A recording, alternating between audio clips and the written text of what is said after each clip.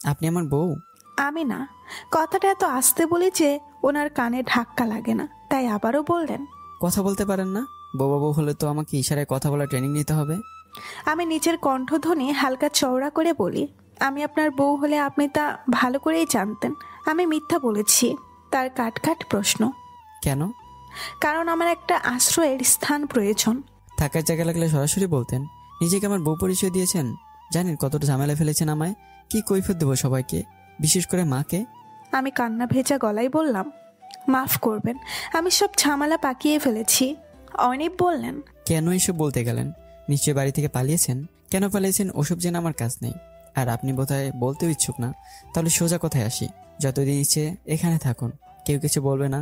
বিনিময়ে আমার একটা কাজ করে দেবেন। আমি নিঃশ্বাস আটকে বললাম, কি কাজ? আপনি মিথ্যাভাবে নাটক করছেন, এবার সত্যি বিয়ে করবেন আমাকে। আপনি কে, কোথা থেকে এসেছেন, কেন এসেছেন কিছু জানতে চাই না। 1 সপ্তাহের মধ্যে বিয়ের জন্য প্রস্তুত করুন নিজেকে।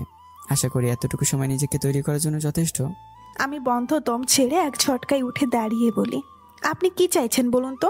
একটা মেয়ের অসহায়ত্বের সুযোগ নিতে চাইছেন? ওই মার্জিত মুখচ্ছবির পেছনে একটা ভয়ানক মুখ থাকতে পারে, দেখে বোঝাই যায় না। সোজা হিসাব আমি পারবো না। অনেক সহজ গলায় বললেন, কি পারবেন না? আপনাকে বিয়ে করতে। এবার তিনি ঢিরো রেগে বললেন, মিথ্যে বউ হয়েই তো ছিলেন, আর থাকতেন হয়তো অনেকদিন। সেখানে আমি প্রশাসিত স্ত্রীর পরিচয় দিতে চাইছি। কি অন্যায় করেছি? এটাই তো আমার প্রশ্ন। কেন আমি আপনার বা আপনি আমার কে? কেন হঠাৎ এক অজানা মেয়েকে এক দেখায় বিয়ের প্রস্তাব দিচ্ছেন? অনিপ বললেন, আগামী সপ্তাহে আমাদের বিয়ে। এত জবাবদিহিতার প্রয়োজন অনিবের নেই। বড় বড় কোম্পানি, অফিসের কর্মচারী, ক্লায়েন্ট সামলে আপনার প্রশ্নের উত্তর দিতে এসেছি। মেয়েরা এত অহেতুক প্রশ্ন করলে যে পুরো বাড়ি তখন ভেঙে ফেললেও শান্তি হবে না মনে হয়। অনিপ কায়সার চৌধুরী হনহন করে হেঁটে চলে গেলেন। গাড়ি পার্কিং এরিয়া থেকে বেরিয়ে সোজা মেন গেট দিয়ে বেরিয়ে গেল। আমি দেখলাম আর ঠায় দাঁড়িয়ে রইলাম। একেই বলে অদৃশ্যের পরিহাস। ভাগ্য আমাকে পরিহাস করে চলে গেল। পুরো বাড়িতে বিয়ে আমেজ। অনিপের প্রত্যেক বাড়িতে বিয়ের সমস্ত আয়োজন করা হবে। আমাকে এর মাঝে ওই বাড়িতে থেকে নিয়ে আসা হয়েছে। একটা মাত্র ছেলে হয়েও মা বোনকে রেখে আলাদা থাকার দরকার পড়ে কেন জানা নেই। ইচ্ছা থাকলেও উপায় নেই, কারণ এখানে আমি এবং আমার ইচ্ছা দুটোই নগণ্য। আমার হবু শাশুড়ি খুব সানন্দে বিয়ের প্রস্তুতি নিচ্ছেন। নতুন করে ছেলের বিয়ের অনুষ্ঠানে এবার কোনো কমতি রাখতে চান না। মিতি দিতি চম্বুকের ন্যায় আমার সাথে সর্বদা লেগে থাকে। সবচেয়ে অদ্ভুত ব্যাপার, এই পরিবারের কেউই আমার বাড়ি, মা বাবা সম্পর্কে কিছুই জানতে চায়নি। তবে আমার জন্য খুব সুখকর নয়, পুরো জালে ফেসে গেছি। শপিং মলে বসে আছি, এ নিয়ে 4বার ট্রায়াল রুমে গিয়ে লেহেঙ্গা ট্রাই করেছি, কারো পছন্দ হয় না। মিতি দিতি গম্ভীর হয়ে বলছে, চলবে না ভাবি। অমনি ফট করে মাও মেয়ের সাই দিয়ে বসছেন। আমি বেচারি নাজেহাল অবস্থা। এত ভারী বস্ত্র গায়ে জড়ানো খোলা যে এক অসাধ্য সাধনের মতো বিষয়, তা বোঝাই কাকে। হঠাৎ শপিং মলে ঢুকলেন অনিপ। আজ আর সাধারণ বিশ্ব নয়, একদম সাহেবী বাবুটি সেজে চলে এসেছে। সাদা শার্ট, ছাই রঙা প্যান্ট, সাথে ছাই রঙা কোট, পুরো অফিসিয়াল ফর্মে উনি হাজির। আমি হাঁ হয়ে দেখছি। সত্যি কালকের ছেলেটা আজকের সাথে মিলে না। এত হ্যান্ডসাম বর পেলে যে কেউ খুশিতে বিয়ে করে ফেলবে, কিন্তু আমি পারছি না। অজানা সেই মানুষটা যদি কখনো আমায় খোঁজে, জানতে পারে আমি বিবাহিত, তখন তো আর ফিরতে পারবো না।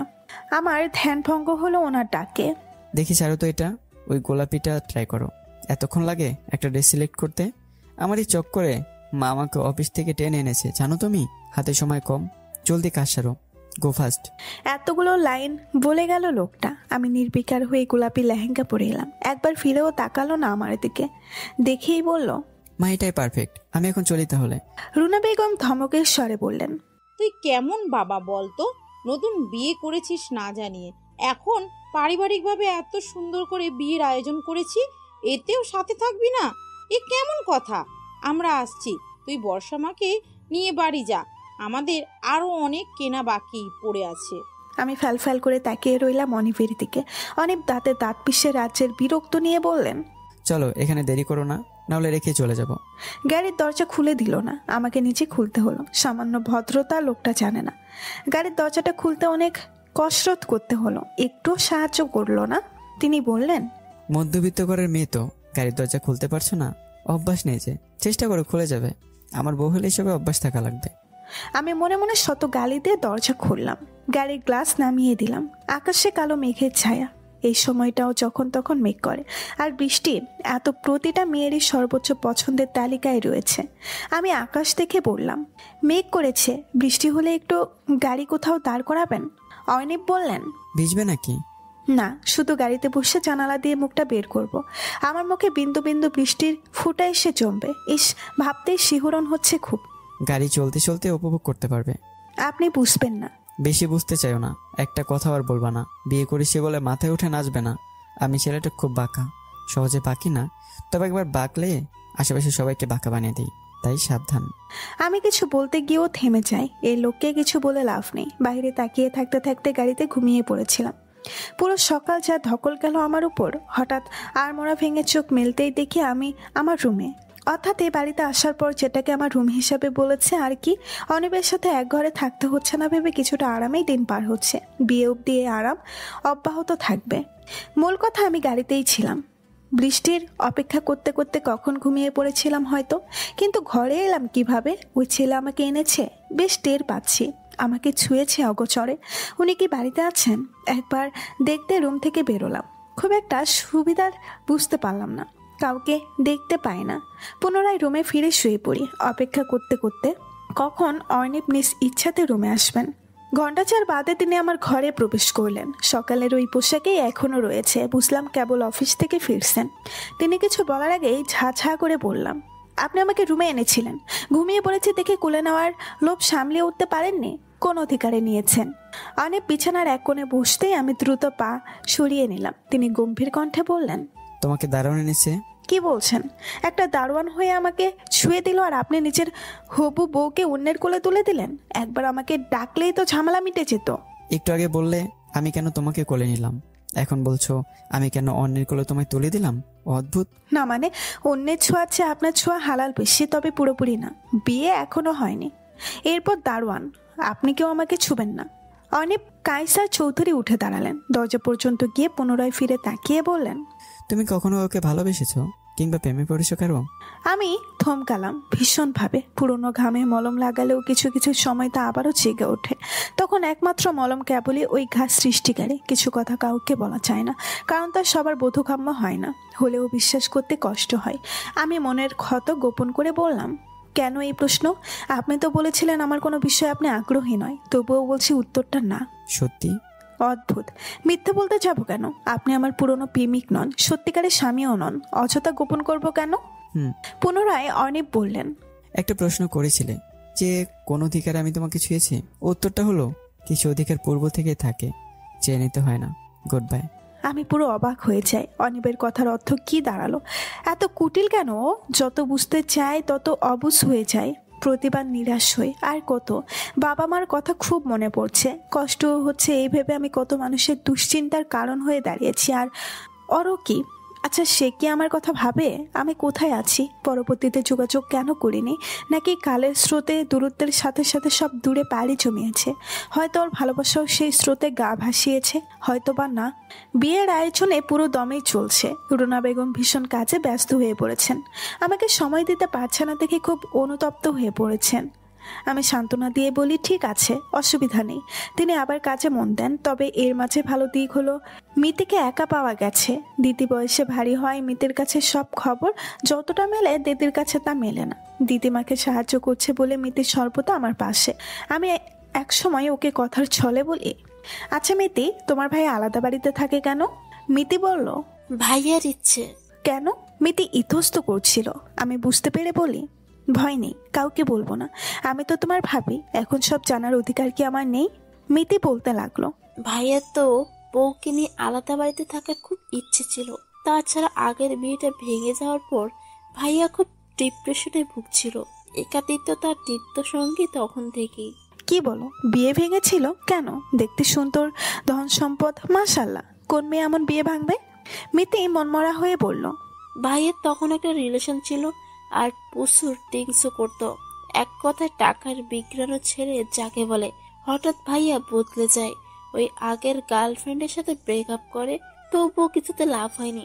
কন্যা পক্ষ খবর পেয়ে যায় ছেলে মাতাল, মেয়ে বিলাসী। তবে ভাইয়া যাই হোক, মেয়ে বিলাসী নয়, একটাই গার্লফ্রেন্ড ছিল, তবে সেটা ততটা গভীর না, তাই ব্রেকআপ করে। ও, যার সাথে বিয়ে ঠিক হয়েছিল সে মেয়ে কিছু বলেনি? বলতে পারি না, মেয়েকে আমরা সরাসরি একবারও দেখিনি। ভাইয়ের ছবি দেখেই পাগল হয়ে গেছিল। আচ্ছা, তাহলে যার সাথে বিয়ে ঠিক হয়েছিল মেয়েটা নিশ্চয়ই খুব ধনী আর সুন্দর। মিতি হেসে বলে। না, একদমই সাদামাটা মধ্যম ঘরের মেয়ে। শহরের মানুষ হলে খুব সিম্পল। তাই তো ভাইয়া পাগল হয়ে পড়েছিল। যার রেশ এতদিন ছিল, তুমি এসেছো, এর অর্থ ভাইয়া নতুন করে জীবন গুছিয়ে নিয়েছে। নাম কি ছিল মেয়ের? মনে পড়ছে না, দাঁড়াও ভেবে বলি। এমন সময়ে তড়িং গতিতে ঘরে ঢুকে অনিপ। তিনি এক দ্রুত এসে হাঁপসে উঠেছেন। হাঁপাতে হাঁপাতে মিতিকে বললেন, ঠাস করে একটা চর বসিয়ে দেবো, তুই এক্ষুনি ঘর ছেড়ে যা। আর খবরদার বসার আশেপাশে আসবি না। সারাদিন বকতে আর খেতে জানিস। যা কাজ কর, মাকে হেল্প কর। বর্ষা অশ্রু ভেজা চোখে ঘর ছেড়ে বেরিয়ে পড়ে। আমি বিস্মিত হতেও ভুলে যাচ্ছি, একটা মানুষ কতই আর বিস্মিত হবে। এই মানুষটি হঠাৎই কেন নিজের ছোট বোনের সাথে এমন আচরণ করলেন? তিনি কি বাড়ির সবার সাথে একরোখা আচরণ করেন? তাহলে এমন একজনের সাথেই পুরো জীবন কাটাবো কিভাবে? ভাবতেই চোখে জল এসে পড়ে। এছাড়া কোনো উপায় কি আছে? নেই তো। 2 বছর পূর্বে আজ আমার বড় বোন শিলার জন্য বিয়ের প্রস্তাব এসেছে। ছেলে বিশাল বড় ঘরের। আমাদের মতো মধ্যে ঘরের মেয়ের জন্য এত বড় সম্বন্ধ আসার পেছনে মূল ভূমিকা আমার মামার বাড়ির লোকদের অনেক উঁচু স্তরের লোকের সাথে ওঠা বসা। সেই সুযোগ কাজে লাগিয়েছেন মামা। ইতিমধ্যে নাকি ছেলের কাছে আপুর ছবিও পাঠানো হয়েছে। ওই দিক থেকে হ্যাঁ সূচক উত্তর এসেছে। আশ্চর্যের ব্যাপার, ছেলেটা কেমন সেটা আমার অজানা। শিলা আপু সেই তখন থেকে ছেলের প্রশংসায় পঞ্চমুখ। এই বর্ষা, তোর ছেলেকে একবার দেখা দরকার ছিল রে। ছবি আছে এখনো, একবার দেখাতে পারিস? আমি মুখ বেঁকে বললাম, তোমার বর তুমি দেখো, সংসার করবে তুমি, তোমার পছন্দেই আমি খুশি। তাছাড়া আগে দেখে আকর্ষণ হারাতে চাই না, একেবারে বিয়ের দিন দেখবো। ছেলের ফোন নাম্বার দিয়েছেন মামা, কথা বলি একটু, কি বলিস? তোমার ইচ্ছে। আপা টানা 1 ঘন্টা কথা বলে এসে জানালো আগামীকাল ছেলের সাথে দেখা করতে যাবে। ছেলের নাম মুনতাসির। এই বেশি কিছু জানি না, জানতে চাইও না। পরদিন সকালে ঠিক সময়ে গেলাম। বেশ অবাক হয়ে যখন দেখি একটা রোগা পাতলা ছেলে নির্দিষ্ট জায়গায় অপেক্ষা করছে। সিরিয়াসলি আপু, এই ছেলে তোমার কেমনে পছন্দ হয়? আরে তোর একটা ছেলের রিলেটিভ হবে হয়তো। ছেলে মাসাল্লাহ হিরোর চেয়ে কম নয়। আমরা সামনে গিয়ে ছেলেটার সাথে কথা বলে জানতে পারি মুনতাসির সাহেব আসেনি, তিনি গুরুতর অসুস্থ হয়ে পড়েছেন। এই তথ্য জানাতেই ছেলেটা এসেছে। শিলা আপু খুব গোমরা করে আমার হাত ধরে বেরিয়ে আসতে আসতে বলল, দলিল দুলাল বিয়ে করার এই এক ঝালা, নিজের দাম থাকে না। দেখছিস কেমন করে অপমান করলো আমাকে। ফোন করে জানালে আমরা আসতাম না। এত দূর এসে এভাবে অপমান করে কি বোঝালো ছেলেটা? বিয়ে করবো না এই ছেলেকে। পরে দেখা যাবে ছেলের নারী সংক্রান্ত প্রবলেমও আছে। আমি হাসলাম। শিলা আপু খুব সেন্সিটিভ, বিশেষ করে মানুষকে সন্দেহের প্রবণতা একটু বেশি মনে হয়। সেই দিনের সব প্ল্যান বাদ দিয়ে আমরা বাড়িতে চলে আসি।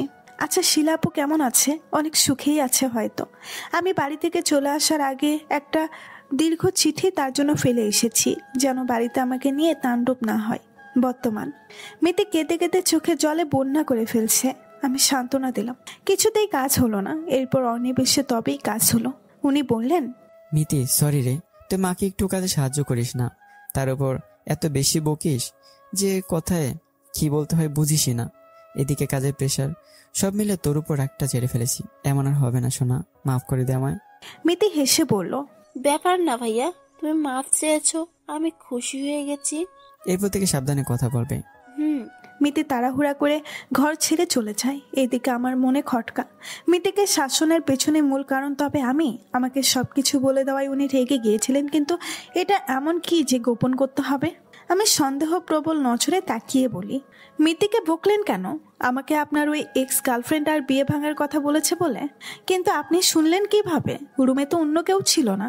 অনেক চেয়ার টেনে নিয়ে বসে বলল, এই আধুনিক যুগে এমন বাড়িতে সিসিটিভি থাকবে না? 24 ঘন্টা তোমাকে দেখে রাখবো, এত সময় আছে। শর্টকাট মাধ্যম তো আছেই। আমি রুমের চারপাশে ভালো মতো চোখ বুলিয়ে চলেছি, কিছুই নজরে পড়ছে না। হতাশ হয়ে বললাম, কিছু দেখছি না তো। কোথায় লুকিয়ে রেখেছেন? অনেক সজোরে হেসে বললেন, এত ছোট মাথায় বেশি চাপ নিও না, মাথা ফেটে যাবে। খুঁজতে থাকো, যদি পাও মাকে বলো, কেমন? তিনি চলে যেতেই আমি পুরো ঘন হন্য হয়ে খুঁজলাম, কোথাও কিচ্ছু পেলাম না। আচ্ছা, আমাকে এখন সর্বদা কারো নজরে থাকতে হবে। উঠে বসে এমনকি শুয়েও শান্তি নেই। একটা মানুষকে সর্বক্ষণ কেউ সব অ্যাঙ্গেল দেখছে, ভাবলেই মাথায় রাগ তত্তর করে উঠে পড়ছে। যেন আমি কোনো নমুনা, যাকে গবেষণারে সারাক্ষণ বিশেষ সংরক্ষণ মাধ্যমে রাখছেন। কি এক আশ্চর্য মানুষ। আজ আমার গায়ে হলুদ সন্ধ্যা। আমার বললে ভুল হয়, আমাদের হবে। সাধারণত ছেলে মেয়ের বাড়ি ভিন্ন হলেও আমাদের ক্ষেত্রে একই বাড়িতে থেকে সব উঠছে।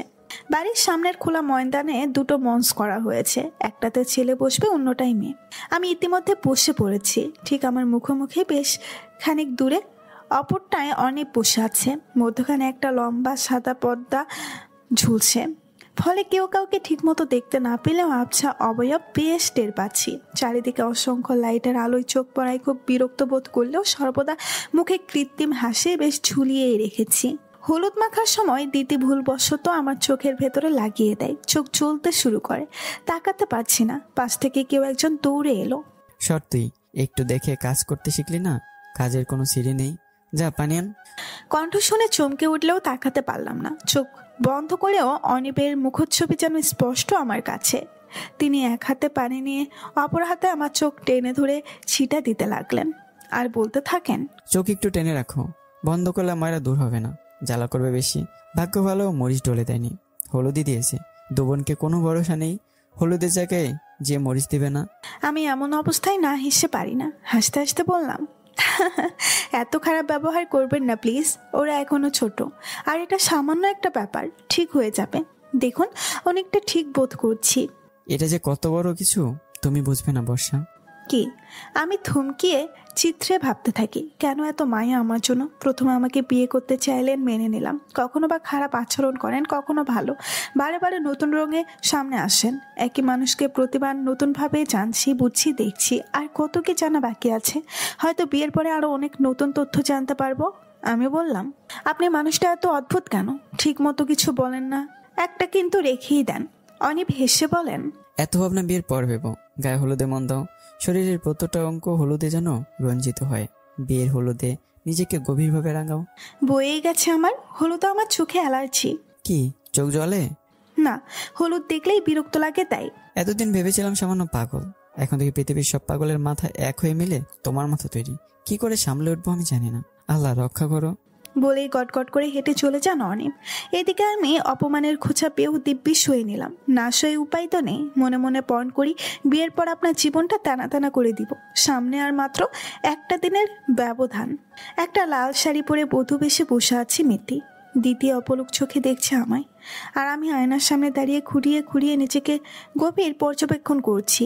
যতটুকু মনে পড়ে আমার জন্য একটা গোলাপি লেহেঙ্গা বাছাই করা হয়েছিল, অথচ আজ দেখি ওটা বাদে জায়গায় শাড়ি। এ বাড়িতে প্রতিনিয়ত একটা করে সারপ্রাইজ পেয়েই চলেছি, আর কত সারপ্রাইজ বাকি আছে কে জানে। ওয়াও ভাবি, দারুণ মানিয়েছে তোমাকে। দেখলেই ভাইয়া কবুল বলে দিবে। দিদি ফোরন কাটলো, তোর কথার কোনো ঢং নেই মিতি। দেখলেই কবুল বলবে কেমন কথা বল? দেখলেই পাগল হয়ে যাবে। আমি অলরেডি পাগল হয়ে বিয়ে করেছি, নতুনভাবে পাগল হওয়ার কিছুই নেই। বলতে বলতে ঘরে ঢুকেন অনিব। সবার চোখ আটকে পড়ে তার উপরে। সাদা শারওয়ানিতে নবাবী ভাব ফুটে ফুটে উঠেছে। অনিব আবারও বললেন, তোর একটু বাইরে যা, আমার বউয়ের সাথে কথা আছে। আহা কি রোমান্টিক। বলতে বলতে ওরা দুই বোন চলে যায়। অনেক দরজা বন্ধ করে দেয়। এদিকে আমি ভয়ে অস্থির। বিয়ে না হতেই স্বামীর অধিকার ফলাতে চলে এলো নাকি লোকটা? আমি ভীত দূর করে বলি, আপনি না লেহেঙ্গা পছন্দ করেছিলেন, তবে এই শাড়ি কেন? এই শাড়িটা লেহেঙ্গার চেয়েও ভারী। আমার দম বন্ধ হয়ে আসছে। অনি বাবার মুখ নিকটে চলে এলো। অতপর হ্যাঁচকা টানে এক হাত ধরে কাছে টেনে নিল আমায়। অতপর বলল, ওইসব লেহেঙ্গা পরবে আর লোকজন তোমার কোমরে পেট ফিতে দর্শন করবে। আমি চেয়ে দেখবো আর পুলকিত হব। আমি নড়ে চড়ে নিজেকে ছাড়ানোর আপ্রাণ চেষ্টা চালাচ্ছি। ওভাবেই বলি, কি যে বলেন, অনেকেই তো পরে, আমি একাই তো পড়তাম না। অনেকের বর অ্যালাউ করে তাই পরে, বাট আমি অ্যালাউ করবো না। সবাই আর আমি এক না। জলদি তৈরি হয়ে এসো। আমার তৈরি হওয়া শেষ। এত দ্বারা আমি খুশি হলাম। আপনি তো দিনরাত খুশি হয়েই থাকেন। মরণ তো আমার। না পারি সইতে, না পারি কইতে। মনে মনে আওড়াতে গেলাম। সকল বিধি মনে তিন কবুল বলে বিয়ে সম্পূর্ণ হয়ে গেল। আমার রীতিমতো চিন্তায় হাত পা ঘামতে শুরু করেছে। এখন নিজেকে কিভাবে বাঁচাবো? যদিও তিনি আজ থেকে আমার হাজবেন্ড, তবুও বাধ্যের বিয়েতে প্রকৃতি বইয়ের ভূমিকা পালন করতে পারবো কি? নিজেকে নিয়ে ঘোর সন্দেহ রয়েছে। বাসর ঘরে আমাকে রেখে চলে গেছে সবাই। ঘড়ির কাঁটায় ঠিক ঠিক শব্দে আমার বুক টিপ টিপ করছে। এই বুঝে অনেক চলে আসবেন। সত্যি তিনি দরজা ঠেলে ধীর পায়ে ঘরে ঢুকলেন। আস্তে করে দরজা লাগিয়ে সোজা ওয়াশরুমে ঢুকে গেলেন। আমার দিকে ফিরেও তাকালেন না। একটু পর বের হয়ে বিছানায় আমার পাশে শটাং হয়ে শুয়ে পড়লেন। কি কষ্ট বিয়ে করতে বাবা, সারাদিন এদিক থেকে ওদিক দৌড়ানো, লোকের ভিড়, হইচই, মাথায় আগুন লেগে যাচ্ছিল। আমি ওনার শুয়ে পড়া দেখে স্বস্তির নিঃশ্বাস ছেড়ে বললাম, আপনি খুব ক্লান্ত বোঝাই যাচ্ছে, সকালে হয়তো অফিসেও যেতে হবে, ঘুমিয়ে পড়ুন। অনেক আমার দিকে তাকিয়ে কিছু একটা ভাবতে আমাকে হ্যাসকা টানে বিছানায় ফেলে দেয়। অতপর আমার উপরে চড়ে বলল, এই শোনো, নিজেকে বেশি চালাক ভেবো না, মনে করো না যে ছবির হিরোর মতো। আমি তোমাকে বলবো যে তুমি যতদিন না চাইবে আমি তোমাকে ছোবো না। আমার সোজা কথা, বউ হয়েছো, তোমার উপর অধিকার আছে আমার। So no sir. আমি মিনতির স্বরে বলি, আজকে অন্তত ছাড় দেন। আজকের দিন কখনো ফেরত আসবে? বরং অন্যদিন ছাড় পাবে, আজ না। আমি অসহায় হয়ে চেয়ে আছি, কোথা থেকে কি হয়ে গেল, নকল বউ থেকে সত্যি বউ হয়ে গেলাম। আর এখন এইসব সইতেও হবে। কাঁদতে চেষ্টা করছি, পাচ্ছি না। যদি কান্না দেখে লোকটার মন গলে তবুও আজ রেহাই পাওয়া যাবে, কিন্তু সময় মতো কান্নাটাও হাত গুটিয়ে নিয়েছে। অনিব আমার 2 হাত চেপে ধরে ঠোঁটে ঠোঁট কুচলেন। বাধা দিয়ে জানিয়ে লাভ নেই। এবার কিন্তু চোখে জল পড়তে ভুলল না। আমি সারা রাত কেঁদে গেলাম, আর উনি সেসব তোয়াক্কা না করে নিজের অধিকার ফলিয়ে গেলেন। সকালে ঘুম ভাঙতেই এক উটকো গন্ধে চোখে খুলে বিছানার পাশে ফাঁকা দেখে উঠে বসি। রুমে অনিব নেই, আর গন্ধটা অন্য দিক থেকে আসছে। আমি ঘুম চোখে কৌতূহল নিয়ে বিছানা ছেড়ে নেমে পড়ি। বারান্দার দিকে পা বাড়াই, সেখানে গিয়ে চক্ষু চড়ক গাছ। অনিব মদের বোতল হাতে ফ্লোরে বসে আছে। আমার উপস্থিতি টের পেয়ে এক হাতে আমার দিকে চেয়ে সরল হাসলেন, যার অর্থ আমাকে মোটেও তিনি পরোয়া করছেন না। চোখ জোড়া টকটকে লাল, রাতের পোশাকেই অগোছালো ভঙ্গিতে বসে আছেন। মিতের কাছে জেনেছি পূর্বে অনিবের নেশা করার অভ্যাস ছিল, কিন্তু এখন তো আর করে না, এমনটাই মিতি বলেছিল। আজ যে তা ভুল প্রমাণ হলো, বাড়ির লোকের অগোচরে দিব্যি পূর্ব আভাস অটুট রেখেছেন। খুব রাগ হলো, বললাম, এসব কি অনিব, আপনি মদ এখনো খান? অনিব এবার বেশ রেগে তাকিয়ে বললেন, নাম ধরে রাখবে না, এই যে শুনুন, এই যে ঠিক এমন করে ডাকবে। আমার নাম নেওয়ার মতো যোগ্যতা নেই, বা আপন কেউ তুমি নাও। আমি মদ খাই, বিড়ি খাই, তা আমার একান্তই ব্যাপার। এবার সত্যিই রাগ হলো। খুব গালাগালি করতে মন চাইলেন, পারছি না। মাথা নত করে বলি, বিয়ে কেন করেছেন তাহলে? এখন বিয়ে করে অধিকার তো দিতেই হবে। তোমার থাকার জায়গা আর আমার একটা নামের বউ দরকার ছিল। নামের বউ হাজারো পেতেন, আমি কেন? পুরনো কিছু হিসেব মেটানো বাকি ছিল। আমি অবাক হয়ে তাকিয়ে আছি। এই মানুষটা বলছে কি? আমার সাথে আগে কখনো যার দেখাই হয়নি, তার সাথে কিসের পুরনো হিসেব? আমি বিস্মিত হয়ে বললাম, একটু পরিষ্কার করে বলুন তো, পুরনো হিসাব কোন অর্থে বলছেন? শুরুতে মিথ্যা বইয়ের পরিচয় দিয়েছি বলে কি প্রতিশোধ তুলছেন? অনেক মদের বোতল পাশে রেখে আমাকে ইশারায় বসতে বলল। আমি নীরবে আদেশ পালন করি। তার থেকে কিছুটা দূরত্ব বজায় রেখে বসলাম। তিনি বললেন, তোমার বড় বোনের নাম শিলা, বাবা মোহাম্মদ আদিল হোসেন, সরকারি কর্মকর্তা, তাই তো? আমি হা হয়ে রইলাম। আগেই বলেছি, বিয়ের আগে থেকেই এত সারপ্রাইজ পাচ্ছিলাম, তখন ভেবে নিয়েছিলাম বিয়ের পরে সেই সমেকিত হওয়ার অব্যাহত থাকবে, কিন্তু এতটা জানতাম না। আমি বললাম, হ্যাঁ, আপনি কিভাবে জানেন? শিলা তো এখন বিবাহিত, তাই না? কমাস আগে বিয়ে করেছি শুনেছি। আচ্ছা, তুমি তো বোকা কেন? যে ছেলের সাথে তোমার শিলাপুর প্রথম বিয়ে ঠিক হয়েছিল, একবার দেখতে চাওনি? দেখলে এত বর্ণনা করা লাগতো না আমার। আমার মাথায় চক্কর দিয়ে উঠল। এই ধনির দুলাল অনেক নয় তো? কিন্তু ওর নাম তো মুনতাসির ছিল। আমি হতবাক হয়ে বললাম, ওই ছেলের সাথে আপনার সম্পর্ক কি? আপনি ওই ছেলে নন তো? তাহলে ওর নাম যে মুনতাসির ছিল? অনিব এবার জোরে হেসে উঠল, তারপর বলল, মুনতাসির আমার ভালো নাম। আর হ্যাঁ, আমি ওই ছেলে। ওই কারণে আপনি আমাকে বিয়ে করতে রাজি হলেন, কিন্তু আমাকে না দেখে চিনলেন কিভাবে? তোমরা 2 বোন একসাথে ঘুরে ফেরো, না দেখার কি আছে? তুমি দেখোনি বলে এই না যে আর কেউ তোমাকে দেখবে না। সব বুঝলাম, কিন্তু বিয়ে আমায় কেন? অনিব উঠে দাঁড়িয়ে বললেন, পরবর্তী জট তা তুমি নিজেই খুলতে চেষ্টা করো, কারণ আমি আর কিছুই বলবো না। প্রচন্ড রাগে অপমানে বললাম, পুরোটা না বললে অর্ধেক বলার দরকার কি ছিল? অনিব বললেন, দরকার ছিল। এখন তুমি পুরো জীবনে এই সংশয়ে পার করবে কি হয়েছিল, কেন তোমাকে বিয়ে করলাম, তাছাড়া তোমাকে কষ্টে বা কেন দিচ্ছি? শত শত প্রশ্নের উত্তর জানতা কেবল আমি। তবে আমি তো মুখে কুলু পেটে আছি, বকতে থাকো কনফিউশনে। তিনি ঘরে ঢুকে গেলেন। আমার মাথা এলোমেলো হয়ে গেল। আপুর যার সাথে বিয়ে ঠিক হয়েছিল, আর সেই মানুষটা আমার হাজব্যান্ড।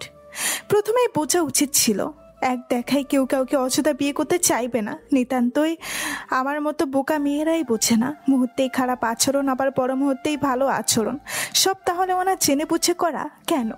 এত প্রশ্ন ও দ্বিধা নিয়ে পুরো জীবন পার করতে পারবো কি? কি চলছে তার মনে? আমাদের পরিবার শুরু থেকেই অনেক রক্ষণশীল ধরনের। বাড়িতে প্রেম করতে ঘোর বারণ, কড়া শাসনের গণ্ডি পেরিয়ে প্রেমে পড়া ছিল এক অসাধ্য সাধনের মতো ব্যাপার।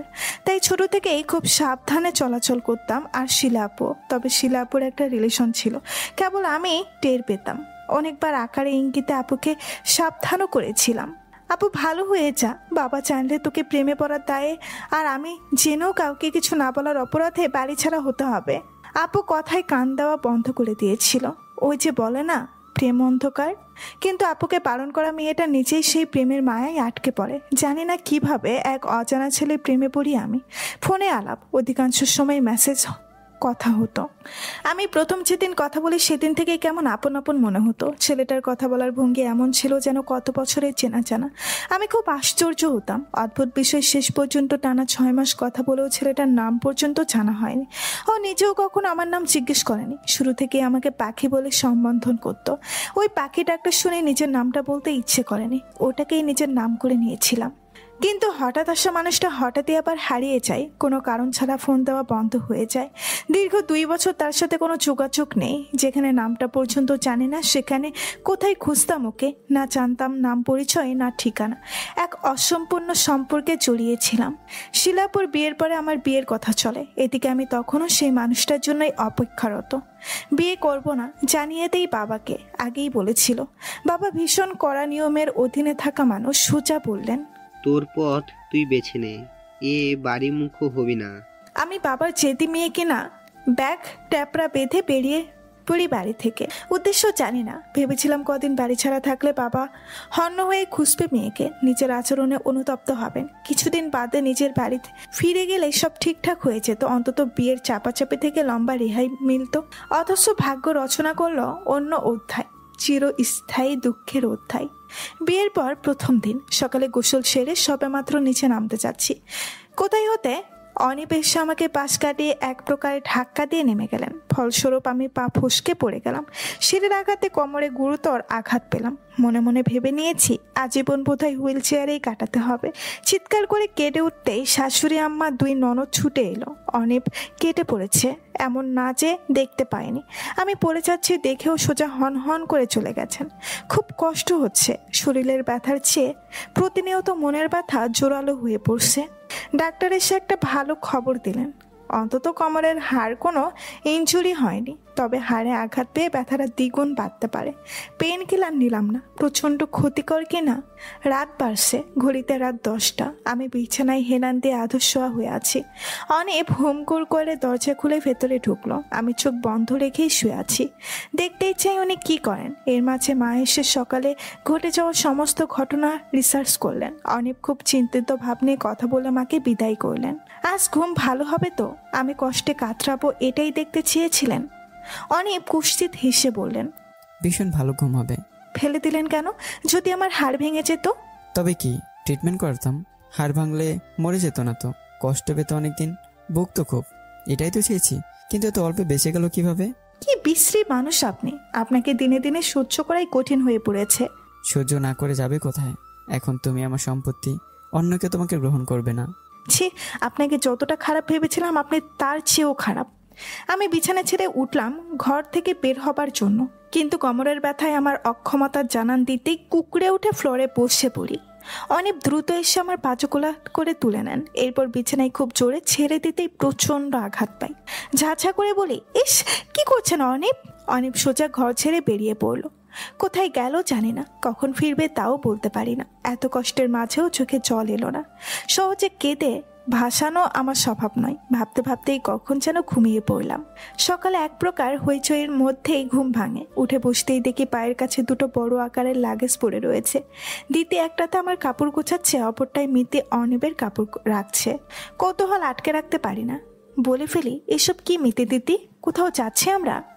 ভাবি, হানিমুনে। বলে ফিক করে হেসে ওঠা ওরা। আমার মাথায় আকাশ ভেঙে পড়লো। এই শরীরে এক ধাপ নড়ার যার ক্ষমতা নাই সে যাবে হানিমুনে? বললাম, শরীরের অবস্থা দেখেছো আমার, কিভাবে জার্নি করব? তোমার শরীরের কন্ডিশন দেখেই তো দেশের বাইরে যাওয়ার বাতিল করেছে ভাইয়া। তোমরা বেশি দূরে না, এই সিলেট যাচ্ছ। আমি এক পাও নড়তে পারবো না। তোমার নড়তে হবে না, কোলে তুলে নিয়ে গাড়িতে বসাবো। তোমার অবস্থা দেখেই নিজে ড্রাইভ করে নিয়ে যাব। এতদিন ঘরবন্দি হয়ে থাকলেও নির্ঘাত শরীর নষ্ট হয়ে পড়বে। কথাগুলো বলতে বলতে অনেক ঘরে ঢুকলেন। আমি মনে মনে বলি, আপনি তো আমার শরীর বিগড়াতেই এই পরিকল্পনা করেছেন। নতুন কি ফন্দি মাথায় এনেছেন কে জানে, কি চমক ওখানে অপেক্ষা করছে তাও জানি না। গাড়ি থেকে নেমে হাঁপ ছেড়ে বাসলাম। পুরো রাস্তা গাড়িতে এত ঝাঁকি দিয়ে উঠেছিল যে মাথা থেকে পা অব্দি সমস্ত শরীর ব্যথা হয়ে গেছে। আমার ধারণা অনেক ইচ্ছে করেই গাড়িতে ব্রেক কষছিলেন। একটু তো মায়া করা দরকার। কি বাজে অবস্থা আমার কোমরের। এমন অবস্থায় যেখানে জানিতে ঘোড়াই নিষেধ, সেখানে ঝাঁকুনি কিভাবে দিতে পারেন উনি? যাই হোক, অনেক কষ্টে গাড়ি থেকে নেমে দাঁড়াতেই দেখি সামনে একটা 5 তলা হোটেল। মনটা আরো খারাপ হয়ে গেল। কোথায় ভেবেছি সুন্দর সবুজে ঘেরা পাহাড় কিংবা চা বাগানের মাঝে সুন্দর একটা রিসোর্ট বুক করবেন। গোমরা মুখে বলি, এটাই থাকবো আমরা? অনেক ভ্রু কুচকালো, এরপর বলল, 5 স্টার হোটেল। তুমি এমনভাবে বলছো মনে হচ্ছে সস্তা মানের কোনো হোটেলে নিছি। যদি না থাকতে চাও তবে রাস্তায় থাকতে পারো। আমি তো চললাম। কোনো উপায় না দেখে ওনাকে অনুসরণ করি। দুজনের জন্যই সম্পূর্ণ আলাদা দুটো কামরা। আমি দেখেই বলি, 2টা আলাদা রুম নিলেন কেন? তুমি সারা রাত ব্যথায় যে প্যান প্যান করো, আমার ঘুম হবে না। বাড়িতে অন্য করে রাখতে পারি না, তাই বলে এখানে এসেও সহ্য করবো ভাবলে কি করে? আপনি খুব খারাপ। জানি। নতুন নতুন সারপ্রাইজ পেয়ে আমি আবির্ভূত। আর কত, রুমে ঢুকতেই হোঁচট খেয়ে পড়েছে। অনেক খুঁজে লাইটের সুইচ অন করেই দেখি পুরো ঘর এলোমেলো অবস্থা, যেন কেউ ইচ্ছে করেই এমনটা করেছে। কে করবে এমন? অনিপ। কিন্তু উনি তো আমার সাথেই এসেছেন। এদিকে অনিপ রুমে ঢুকে আরামে বিছানায় শুয়ে বর্ষার করুণ দশার কথা ভাবছে। আর রুমের নাজেহাল অবস্থা দেখে নিশ্চয়ই খুব টেনশনে পড়ে গেছে। তার উপরে ব্যথা নিয়ে রুম গুছানো সম্ভব না। হোটেল বয়কে ডাকতে না পেরে সেই জন্য টেলিফোন লাইট ডেট করে রাখছেন। উপায় না পেয়ে আমার কাছেই আসতে হবে মনে মনে ভেবে হাসলো অনিপ। এই যে শুনুন, দরজাটা খুলে দিন না প্লিজ। অনিপ বাঁকা হেসে দরজা খুলে সামান্য ফাঁক করতেই আমি ঠেলে ভেতরে ঢুকে বলি। অনিপ রেগে বললেন, সিরিয়াসলি থাকতে পারছো না আমাকে ছাড়া একটা রাতও? নটি গার্ল। আমি তেড়ে এসে শার্টের কলার ধরে বললাম, না পারছি না থাকতে, কোমর ব্যথায়। আপনি পাশে না থাকলে হয়। পাশে একটা শক্তপোক্ত সাপোর্ট দরকার। এখানে তো কোলবালিশ নাই, আপনার গায়ের উপরে পা তুলে ঘুমাবো। কি খুব সাহস বেড়েছে না? আমাকে রাগালে এই ব্যথার মতো ছাড় পাবে না বর্ষা, সাবধান হয়ে যাও। আমার রুমটার যা অবস্থা তাতে থাকা সম্ভব না। ঠিক আছে, কিন্তু খবরদার গায়ে পা তুলবে না। দেখা যাবে। আমি অর্ণবকে জব্দ করতেই উঠে পড়ে লেগেছি। পুরো রাত অর্ণবের গায়ের উপরে 2 পা তুলে মরার মতো ঘুমের ভান করে গেলাম। বেচারা যতবার সরিয়ে দেয় আমি ততবারই তুলে দেই। এক পর্যায়ে হাল ছেড়ে দিলেন। আমি এই মটকা মেরে পড়ে রইলাম। সকালে উঠে দেখি উনি যোগ ব্যায়াম করছেন। মেঝেতে মাদুর পেতে যোগ আসনে বসেছেন। একটা কালো রঙের ঢিলে প্যান্ট, গা খালি, চুলগুলো এলোমেলো। আমি মুগ্ধ না হয়ে পারছি না। শুধু ছেলেরাই পারে, মেয়েরাও ছেলেদেরকে চোখ দিয়ে গিলে খেতে পারে। আমি ওনার সৌন্দর্য গিলে খাচ্ছি। অনেক কিছু একটা টের পেয়ে বলল, চোখ নামাও, না হলে নজর লেগে যাবে। চোখ বন্ধ রেখেই টের পেল কিভাবে? আমি তাকিয়ে আছি। বললাম, বড়ই তো হন, আমি না দেখলে কে দেখবে? আমার দ্বিতীয় বউ দেখবে। তোমাকে পার্মানেন্ট রাখবো কে বলেছে? যাকে সহ্য হয় না তাকে ছাঁটাই করতে 1 মিনিটও সময় লাগবে না আমার, বুঝেছ? আমিও দেখছি কেমন করে দ্বিতীয় বউ আনেন। অনেক কটকট করে বলল, দিলে তো মনোযোগটা নষ্ট করে। এই ব্যায়ামে মনকে স্থির করে রাখতে হয়, অথচ তুমি সে অস্থির করে তুলেছো। কি একটা অকর্মা মেয়ে।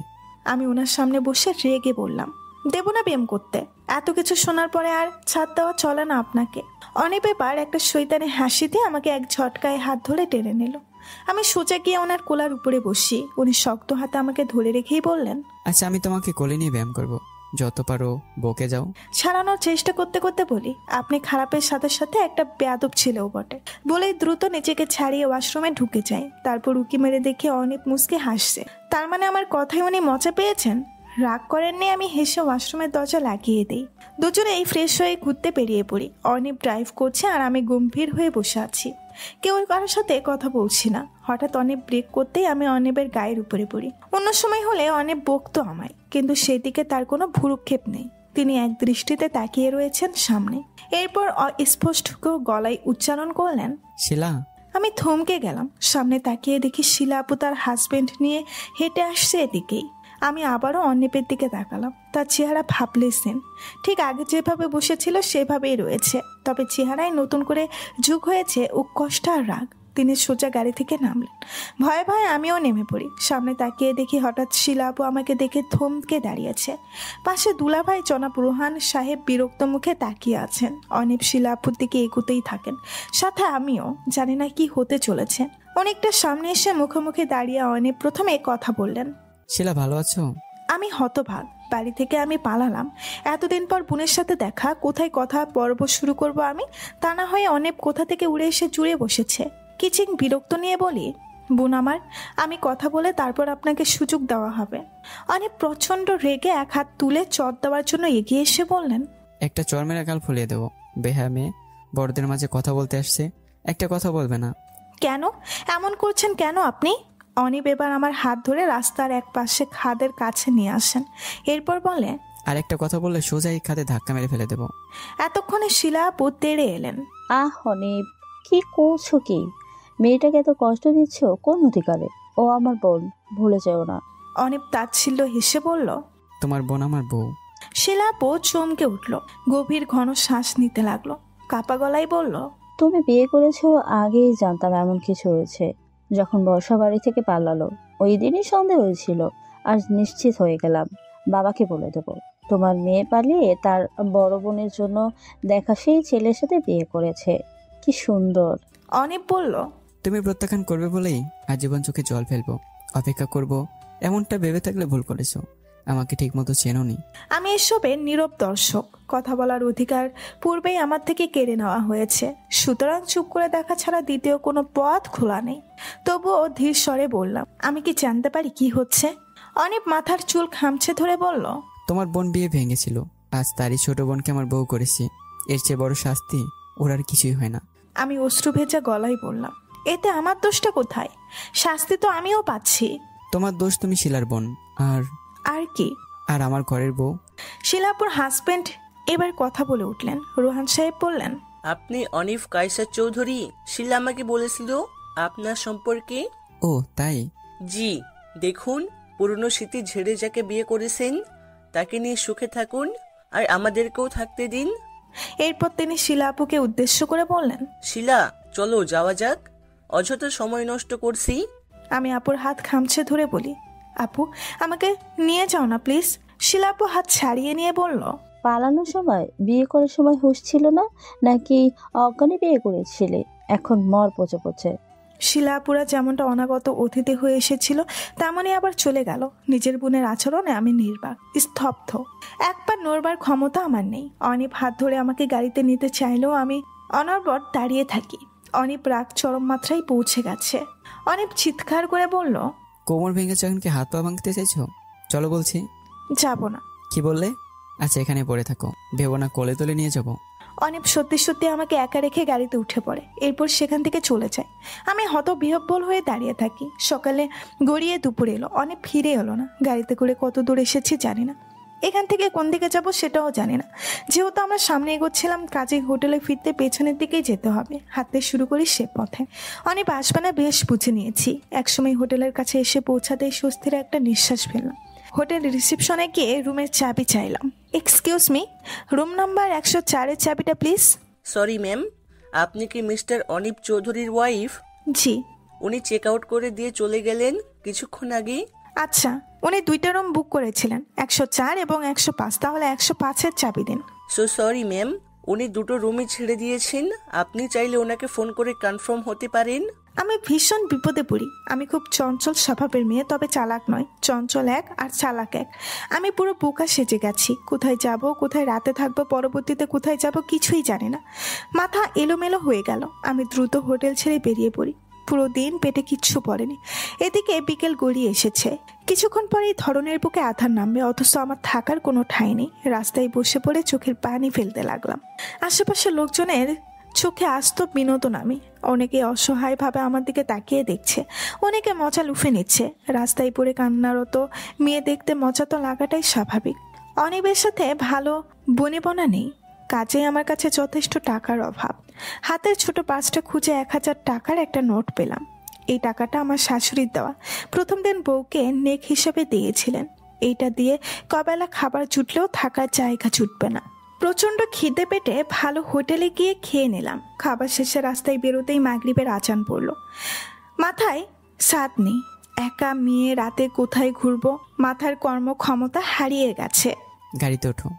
অচমকা অনিবের গলায় পেয়ে প্রাণ ফিরে পেলাম। পেছনে ফিরে অনিবকে দেখে দ্রুত পায়ে হেঁটে গিয়ে তাকে জড়িয়ে ধরি। এক অদ্ভুত শান্তি এসেছে বুকে, মনে চোর ফিরেছে তাৎক্ষণিক। বাদ ভেঙে কান্না করতে করতে বলি, এইভাবে রেখে কেউ যায়? যদি হারিয়ে যেতাম কিংবা মরে যেতাম, কেউ তুলে নিয়ে যেত। আমার হাত দুটো সরিয়ে দূরে ঠেলে দিয়ে বললেন, দূরে থেকে কথা বলো, নিজেকে এত সুন্দর ভেবো না। কার কাজ নেই যে আপদকে তুলে নিয়ে যাবে? আজ তার তীব্র কটু কথাও খারাপ লাগলো না। তিনি ফিরে এসেছেন, এই যথেষ্ট। যেখানে ভেবে নিয়েছিলাম হয়তো পথেই কেটে যাবে বহুদিন। আমি বললাম, হোটেল রুম কেন ছাড়লেন? অনেক চোখ বন্ধ করে রেগে তাকালো। মুহূর্তেই কথা বন্ধ হয়ে গেল আমার। একবার রাগিয়ে জোরালো ফুগেছি, আর সাহস নেই। গুটি গুটি পায়ে গাড়িতে গিয়ে বসি। গাড়ি চলতে চলতে এক জায়গায় গিয়ে থামলো। বুঝে নিলাম এখানে নামতে হবে। অনেক গাড়ি থেকে নেমে আমায় ইশারা করে নামতে বলল। নেমে পড়ি। এবার মুগ্ধ হবার পালা। সামনে একচালা রিসোর্ট, ডানে উঁচু পাহাড়, যার সন্ধ্যায় হালকা আলোয় নীল রং সেজেছে। বাঁ দিক থেকে ঝর্ণার পানি পড়ার শব্দ ভেসে আসছে। আমি খুশিতে থই থই করে বললাম, কি সুন্দর জায়গা! পাশে কোথাও ঝর্ণাও আছে নাকি? অনেক কথা বলল না। ম্যানেজারের কাছ থেকে সমস্ত বুঝে নিয়ে রিসোর্টের দিকে পা বাড়ায়। রুমে ঢুকে চারিদিকে পরিপাটি দেখে বেশ ভালো লাগলো। তবে আজকের পুরো দিনে শরীর মনে খুব ধকল গেছে। শিলাপুর আচরণে রীতিমতো টনক নড়ে গেছে আমার। এমন তো আমার বোন ছিল না, যেন ঘোর অন্যায় করে ফেলেছি। হয়তো বাড়ি ছেড়ে পালানো। অনিবের সাথে আমার বিয়ের খবর, কোনোটাই খুশি হয়নি সে। তাই বলে এতদিন বাদে দেখা, এক দস্ত কথা বলার সময় কি তার ছিল না?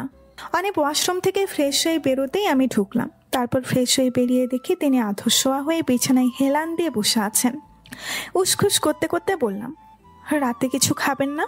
না। তাহলে আমি কি করব? না খেয়ে থাকবো? খেতে চাইলে বাইরে যেয়ে খেয়ে আসো, নয়তো খাবার নিয়ে আসো। আমি পড়ি দুর্বিপাকে। রাতে একা বাইরে যাব কিভাবে?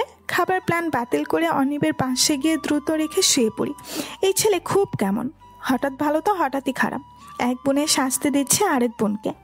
আমি হালকা কেশে বলি, শিলাপুর সাথে তো আপনার এমন কোনো সম্পর্ক না যে বিয়ে ভেঙে যাওয়ার এত রাগ।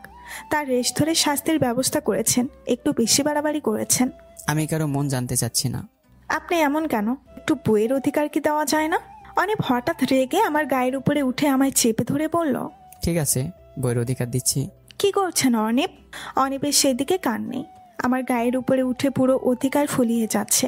হাতে গলায় বুকে পেটে প্রতিটা জায়গায় আঁচল কাটছেন তিনি। তীব্র ঘৃণা ভরা অত্যাচার চলছে আমার উপর। এদিকে আমি লজ্জায় ব্যথায় কুকড়ে রয়েছি। এইভাবেই তিনি অধিকার ফুলিয়ে চলেছেন। বউ মানে কেবল কি এতেই সীমিত জীবনটা? আর কোনো চাওয়া পাওয়া থাকতে পারে না? কি মনে করেন নিজেকে উনি? এক পর্যায়ে ক্লান্ত হয়ে পাশে শুয়ে পড়লেন। একসময় ঘুমিয়েও গেলেন। কিন্তু আমার রাত কাটে নিদ্রাহীন হয়ে। মনে মনে শপথ করি, মরি বাঁচি, কিন্তু এই লোকের সাথে একটা দিন কাটাবো না। ভোর হতেই লাগেজ নিয়ে বেরোবো। পথে থমকে দাঁড়ায়। কোথায় একবেলা থাকতে খেতে টাকা প্রয়োজন। অনিবের পকেট থেকে মানিব্যাগ বের করে পুরোটা হাতড়ে নেই। ক্রেডিট কার্ডটা ওনার জন্য রেখে দিয়ে সমস্ত ক্যাশ নিয়ে চলে আসছি। কোথায় যাবো জানি না, সামান্য ফোর পর্যন্ত আমার নেই। রিসোর্ট থেকে খানিক দূরে পাকা রাস্তা ধরে হাঁটতে শুরু করি। এভাবে পুরো 1 ঘন্টা হেঁটে ক্লান্ত শরীরে একটা দোকানের বেঞ্চে গিয়ে বসি। আরে এই যে বর্ষা, কেমন আছিস?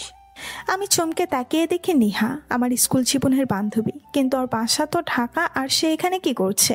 আবার ভাবি হয়তো সেও ঘুরতে এসেছে, বর অথবা পরিবারের সাথে। তবুও বললাম, তুই এখানে? সেই প্রশ্ন তো আমার, তুই এখানে কি করিস? আমি হতাশ হয়ে বলি, লম্বা কাহিনী, তুই তোরটা বল। নিহা লাজুক হেসে বলল, এখানে আমার বরের বাড়ি, তাই এখানে থাকি। ওই তো পাশেই আমার বাসা। মাথায় বুদ্ধি এলো, সাথে আশ্রয়ের একটা আশা। লজ্জা ভুলে বলেই ফেলি, তোর বাসায় কটা দিন থাকতে দিবি? বাসার লোকজন কিচ্ছু বলবে না তো? নেহা হেসে বলল, আরে না পাগলি, আমি আর আমার শাশুড়ি ছাড়া আর কেউ নেই। আমার হাজবেন্ড মানে তোর দুলা ভাই চাকরির সুবাদে থাকে ঢাকা। নেহার সাথে ওর বাসায় এসে উঠি। 3 রুমের ছোটখাটো একটা ফ্ল্যাট বাড়ি। বাড়ির কোনায় ঝকঝকে একটা ঘর দেখিয়ে চলে গেল নেহা। আজ থেকে কিছুদিনের জন্য এই ঘরটা আমার। একটা অদ্ভুত শান্তির সাথে ভয় কাজ করছে। ঘুম ভেঙে অনিব যখন দেখবে পাশে খালি বাথরুমের রিসোর্টের আশপাশ কোথাও আমি নেই, তখন তোলপাড় করে ফেলবে, কিংবা আপদ বিদায় হয়েছে ভেবে মনে মনে স্বস্তি বোধ করবেন, কে জানে। 2 দিন হেসে খেলে পার করে দিলাম। অনিবের ভীতি মন থেকে অনেকটা ছেড়ে ফেলেছি। অন্যদিকে অনেক হন্য হয়ে বর্ষাকে খুঁজে বেড়াচ্ছে। কোথাও না পেয়ে পাগল হয়ে পড়েছে। মেয়েটা রাতারাতি এত সাহস এলো কোথা থেকে তা কিছুতেই ও ভেবে পেল না। একটু দূরে চেয়ে প্রত্যেক স্থায়ী দোকানে বসার ছবি দেখাচ্ছেন। একজন 2 দিন আগে মেয়েটাকে এ পথে হেঁটে যেতে দেখেছিল। সে অনুযায়ী অনিপকে দিক নির্দেশনা দিতেই প্রবল আক্রোশে ফেটে পড়ল অনিপ। এদিকে আমি মনের সুখে নেহার সাথে বসে গল্প করছি। 2 দিনে আমার জীবনে ঘটে যাওয়া সবকিছু নেহাকে বলেছি। শোন বর্ষা, তুই যতদিন মনে করবি এখানে থাকবি, কোনো সংকোচ করবি না। যদি তোর বর খুঁজে খুঁজে এখানে এসেও যায়, আমি তোকে আটকাবো। কেমন সাহস তোকে নিয়ে যাবে তাই দেখব। তুই চিনিস না ওনাকে, কি থেকে কি করবে তার কোনো ভরসা নেই। খুব ভয়ে থাকি রে। একটা মানুষকে এত ভয় পাওয়ার কি আছে? সকালের নাস্তা করতে আমি আর নেহা সবে মাত্র শুরু করেছি, এক দানাও মুখে দেইনি। নেহার শাশুড়ি মা খুব ভালো মহিলা, তিনি খেয়ে উঠে গেছেন। আমার খোশগল্প করছি, এমন সময় দরজায় কড়া পড়লো। আমি রুটির টুকরো মুখে পুড়েছি। নেহার দরজা খুলে এসে বলল, বর্ষা, একটা লোক এসে বলছে তোকে খুঁজছে, পরিচয় দিচ্ছে তোর বর বলে। আমি খাওয়া বলে দরজার দিকে তাকাতেই ডাইনিং স্পেস থেকে ওখানটা পরিষ্কার দেখা যাচ্ছে। সত্যি সত্যি দরজা ঠেলে এগিয়ে আসছেন অনিপ, স্বয়ং অনিপ। এখন আমি কি করব? কোথায় লুকাবো? পালাতেও তো পারবো না, ভয়ে হাত পা থরথর করে কাঁপছে। সত্যি সত্যি দরজা ঠেলে এগিয়ে আসছেন অনিপ। অনিপ আবার সামনে দাঁড়িয়ে মুচকি হেসে বললেন, এত রাগ কেউ করে? ভয়ে কলিজা শুকিয়ে গেছিল। এত সময় মনে হয়েছিল তোমাকে আর খুঁজে পাবো না। 2 রাত নির্ঘুমে কাটিয়েছি জানো তুমি। কথাটা শেষ করে আমাকে আষ্টেপৃষ্ঠে চড়িয়ে ধরলেন। এত শক্ত হাতে ধরেছেন যে আমার শ্বাসরোধ হবার উপক্রম। হাঁপাতে শুরু করলাম। এ কি ভালোবাসার বহিঃপ্রকাশ নাকি শাস্তি? আমার মনে হলো অনেক ইচ্ছে করে আরো চেপে ধরছেন আমাকে। নেহা সেই মুহূর্তে বাঁচিয়ে দিল, বলল, ভাইয়া কিছু মনে করবে না, বর্ষাকে এখন যেতে দিচ্ছি না। অনিপ আমাকে ছেড়ে বলল, আমিও বর্ষাকে নিয়ে যাচ্ছি না। তুমি এর ঘনিষ্ঠ বান্ধবী বলে কথা। আমরা কদিন থেকেই তবেই ফিরবো, আশেপাশে একটু ঘুরেও দেখা হবে। নেহা হেসে সরল মনে বলল, তাহলে তো খুব ভালো হয় ভাইয়া, 3 জন মিলে খুব ঘুরবো, মজা করব। আমি এদিকে মরি মরি অবস্থায় আছি। নেহা বুঝতে না পারলে অনিপকে আমার চেয়ে বেশি কেউ চেনে না। সামান্য গাড়িতে উঠতে রাজি না হলে যে মানুষ নিজের বউকে মাঝপথে একা ফেলে যেতে পারে, সেখানে বউ পালিয়ে এলে যে কি করবেন আল্লাহ জানে। কিছু একটা ষড়যন্ত্র তো করেছেনই। আমার হাতের দিকে তাকিয়ে এঁঠো হাত দেখে বললেন, এখনো নাস্তা করোনি? নেহা বলল, না ভাইয়া, গত রাতে মাঝরাত পর্যন্ত মুভি দেখে ঘুমিয়েছিলাম, তাই একটু উঠতে বেলা হচ্ছে। নাস্তা করতেই বসেছিলাম। তাই তো বলি, আমার বউকে এত শুকনো লাগে কেন? 2 দিন ধরে বান্ধবীকে বেশি কিছু খাওয়াইনি দেখছি। বলেই অনিপ আমার দিকে তাকিয়ে চোখ টিপলেন। নেহার নজরে এলো না, সেও আমার দিকে তাকিয়ে মুসকে হাসি দিয়ে যাচ্ছে। অনিপকে কতই না ভালো ভাবছে নেহা, কিন্তু মানুষটা যে আস্ত একটা শয়তান। নেহা অনিপের উদ্দেশ্যে বলল, আপনি ওই ঘরটায় গিয়ে ফ্রেশ হয়ে আসুন। অনিপ চলে গেলে নেহা আমার কাছে এসে বলল, তোর বর দেখি দারুণ রোমান্টিক, আমার বরটাও যদি এমন হতো। তুই আর রোমান্টিকের কি দেখেছিস? আমি জানি উনি কোন ধানের চাল, বুঝলি? যাই বলিস, তোর বর্ণনার সাথে ভাইয়া একদম যায় না। ভালো থাক, আজ রাতে আমার উনি ফিরবেন, কাল সকালে সবাই একসাথে ঘুরতে যাব। আমি হাসুচোক মাথা নেড়ে খেতে বসি। খাওয়া শুরু করতে অনিপ এসে পাশের চেয়ার দখল করে বসলো। তারপর বলল, আমি খাইয়ে দিচ্ছি। আমার হাত থেকে রুটির টুকরাটা ছো মেরে নিয়ে মুখে তুলে খাওয়াতে লাগবেন। পাশে নেহা তো পুরো মূর্তির মতো বসে হা করে দেখছে। মাঝে মাঝে আমার ইশারায় চোখ পাকিয়ে মিটমিট করে হাসছে। নাস্তা শেষে অনিপ আমাকে হাত ধরে রুমে আনলো। আগেই জানতাম থমথমে আবহাওয়া, বৃষ্টি নামার পূর্বাভাস। অনিপ যে কোনো সময় রাগ ঝেড়ে দিবেন। বিছানায় খুব আরাম করে বসলেন, আমার দিকে একবার তাকিয়ে চুপ করে শুয়ে পড়লেন। আমি রীতিমতো চমকে গেছি, মানুষটার হলোটা কি? ভয়ে ভয়ে সারা রাত ঘুম জাগরণের মাস পার করলাম। সকাল হতেই ফ্রেশ হয়ে সবাই ঘুরতে বেরোতেই নেহার হাজবেন্ড দীপ্ত আহমেদ আমাদের সাথে যুক্ত হয়েছেন। গত রাতেই তিনি এসেছেন, তবে ওনার উপস্থিতি অনিপ যে খুব একটা স্বাচ্ছন্দ্য বোধ করছেন না তা খুব বুঝতে পারছি। কেমন মুখটা ভার করে রেখেছেন। হাঁটতে হাঁটতে আমি দীপ্ত সাহেবের দিকে সরে গেলেই অনেক দ্রুত আমাকে নিজের কাছে টেনে নেন। আবার তো মজাই লাগছে ওনাকে চালাতে। ওদের বাড়ি থেকে চা বাগান হেঁটে যেতে আধা ঘন্টা সময় লাগলো। কিছুক্ষণ ওখানে বসে জমলো আড্ডা। বিশেষ সময় আমি নেহা এবং দীপ্ত আহমেদ কথা বলেছেন। অনেক মাঝে মাঝে আচ্ছা, হ্যাঁ, ও এমন ছোট ছোট হুটহাট উত্তরে সীমাবদ্ধ থেকেছেন। চা বাগানের মাছ থেকে সরু মাঠের রাস্তা। শুনেছি চা বাগানে প্রচুর সাপ দেখা যায়, আর ওই জিনিস আমার প্রচুর ভয়, সাথে ঘেন্নাও করে। তাই চারপাশে চোখ রেখে সাবধানে এগোচ্ছি। হঠাৎ ওই মারাত্মক জিনিসটা চোখে পড়ে যায়। রাস্তার এপাশ থেকে ওপাশে পার হচ্ছে সাপটা, বেশ বড় আর মোটা সাইজ। দুঃখের বিষয় অনিপরা 3 জন আমার থেকে কিছুটা পিছনে আসছে। সামনে আমি একা। সমস্ত শক্তি দিয়ে চিৎকার করে উঠি, অনিপ দেখুন কত বড় সাপ! অনিপ, ভয় লাগছে বলেই চেঁচাতে থাকি। পাশে কারো উপস্থিতি বুঝে সামনের দিকে চোখ রেখেই পাশের মানুষটার হাত চেপে ধরি। তারপর পাশে তাকাতেই আমার মুখটা শুকিয়ে গেল। অনিপ ভেবে যার হাত ধরেছি তিনি নিহার বর দীপ্ত। একবার করুণ চোখে পেছনে তাকিয়ে দেখতে পাই অনেক পুরো আগুনের গোলা হয়ে গেছেন। রাগে ফুঁসতে ফুঁসতে আমার কাছে এসে হাতটা ছাড়িয়ে নিলেন, দাঁতে দাঁত পিষে বললেন, সাপ চলে গেছে। তারপর নিহার দিকে তাকিয়ে বললেন, আমরা আজই ফিরে যাচ্ছি, জরুরি কাজ পড়েছে, কিছু মনে নিও না। নিহা বলল, সে কি এত তাড়াতাড়ি? আবার আসবেন তো বেড়াতে? হ্যাঁ, সে তো আসবই। এখন নিরুপায় হয়ে চলে যেতে হচ্ছে। এখনো তো হানিমুন একবার আনাও হয়নি, কিন্তু কেয়ার করা। কথাটা শুনে নেহা হেসে উঠল। আমি তখন ভাবনার জগতে বিরাজ করছি, জানি না নতুন আবার কি হতে চলেছে। অনিব আমাকে হাত ধরে টেনে নিয়ে চলেছেন, সাথে বলে যাচ্ছেন, তুমি কি ভেবেছিলে খুঁজে পাবো না তোমাকে? দেখলে তো আমি কি কি পারি। এখনো পুরোদমে চিনতে পারোনি, আর চিনতে পারবে। আর জীবনে ছেড়ে যেতে পারবে না। পরপুরুষের হাত ধরতেও জান কাঁপবে। অনিব, কি করতে চলেছেন আপনি? আমার প্রশ্নের উত্তর দিলেন না, পুনরায় বললেন, রাস্তায় তোমার ছবি দেখে একজন বলল তুমি রাস্তা দিয়ে একটা মেয়ের সাথে হেঁটে গেছো। তখনই সন্দেহ হয়, আর একটু ক্লিয়ার হতে তোমার বোনকে ফলো করি। জানতে চাই তোমার কোনো বান্ধবী এখানে আছে কিনা। শিলা বলল এখানে তেমন কেউ নেই। লোকের মুখে শুনে তোমার বান্ধবী যে বর্ণনা পেয়েছি সেটা শিলাকে বলি। তখনও বলল এমন একটা ফ্রেন্ড তোমার ছিল, ওর নাম নিহা। পরে নিহার নাম ধরে খোঁজ করে পৌঁছে যায় তোমার কাছে। আমি অবাক। উনি এই ঘটনা শিলা আপুকে জানাতেও ছাড়েননি? এত কিসের পিরিত শিলা আপুর সাথে? মনে মনে রাগে ফুঁসতে থাকি। টেনে হিসড়ে আমাকে রিসোর্ট টেনে দ্রুত লাগেজ প্যাক করলেন। তারপর বললেন, জানতে চাও কি করেছি আমি তোমাকে চিরস্থায়ী বেঁধে রাখার জন্য? আমি হাঁ হয়ে দেখছি, কিছু বলতে চেয়েও পারছি না। অনিপ আমাকে ধরে বিছানায় বসালেন, এরপর নিজেও পাশে বসে বললেন, তুমি শিলা দুজনেই এত বোকা। আমার হোটেলে তোমার বোন আর দোলা হয়ে উঠেছে, যদিও তারা জানে না যে মালিককে, কিন্তু এখানেই তো বোকামি করে ফেলেছে। আমার বুক দুরু দুরু করছে। কি করেছেন অনিপদের সাথে? কিডন্যাপ বা আটকে রেখেছেন? কোনোভাবে হেনস্থা করেছেন? কি করেছেন উনি? পুরো মাথা অচল হয়ে যাচ্ছে। আর নিজের হোটেলে রেখে উনি আমাকে নিয়ে অন্য হোটেল রিসোর্ট কেন উঠে বেড়াচ্ছেন? কি আশ্চর্য, কুচুঙ্কি লোক। অনিপ হাতের 2 আঙুল জোর করে সিগারেট টানার ভঙ্গি করে বললেন, আর সিগারেট খেতে মন চাচ্ছে, আছে নাকি ওটা তোমার ব্যাগে? এক গাদা কৌতূহলী প্রশ্নে আমার মাথায় এলোমেলো হয়ে আছে। এর মাঝে উনি অদ্ভুত কথার প্রচণ্ড রেগে গিয়ে আবার নিজেকে সামলে নিলাম। এই অবস্থায় রেগে গেলে উদ্ধার হওয়া যাবে না। আমি বললাম, দেখেছেন কখনো আমায় সিগারেট টানতে? ওই জিনিস আমার ব্যাগে থাকবে কি করে আশা করেন? রাগ করছো কেন বর্ষা? লুকিয়ে লুকিয়ে আজকাল অনেক মেয়েই সিগারেট খায়। খেতে পারে, তবে আমি খাই না। এবার প্লিজ বলুন শিলাপুরা কোথায়? অনেক খুব শান্ত গলায় বলল, কোথায় যাবে? এখানে আছে। এখানে বলতে আমার হোটেলে আছে। ওই যে হোটেলে আমরা প্রথম উঠেছিলাম, ওটাই আমার হোটেল। এবার মাথায় চট খুলে গেল। এই জন্যই শুরু থেকে হোটেলে স্টাফরা আমাদের এত আপ্যায়ন করছিল। আমি বিড়বিড় করি, ধন্য হয়েছি আপনার হোটেলে থেকে। কিছু বললে না তো। এবার বলবেন ঘটনা কি ঘটেছিল? আমার টেনশনে পুরো গা ঘেমে ভিজে উঠেছে, আর আপনি যেন তেন কথায় আটকে রয়েছেন।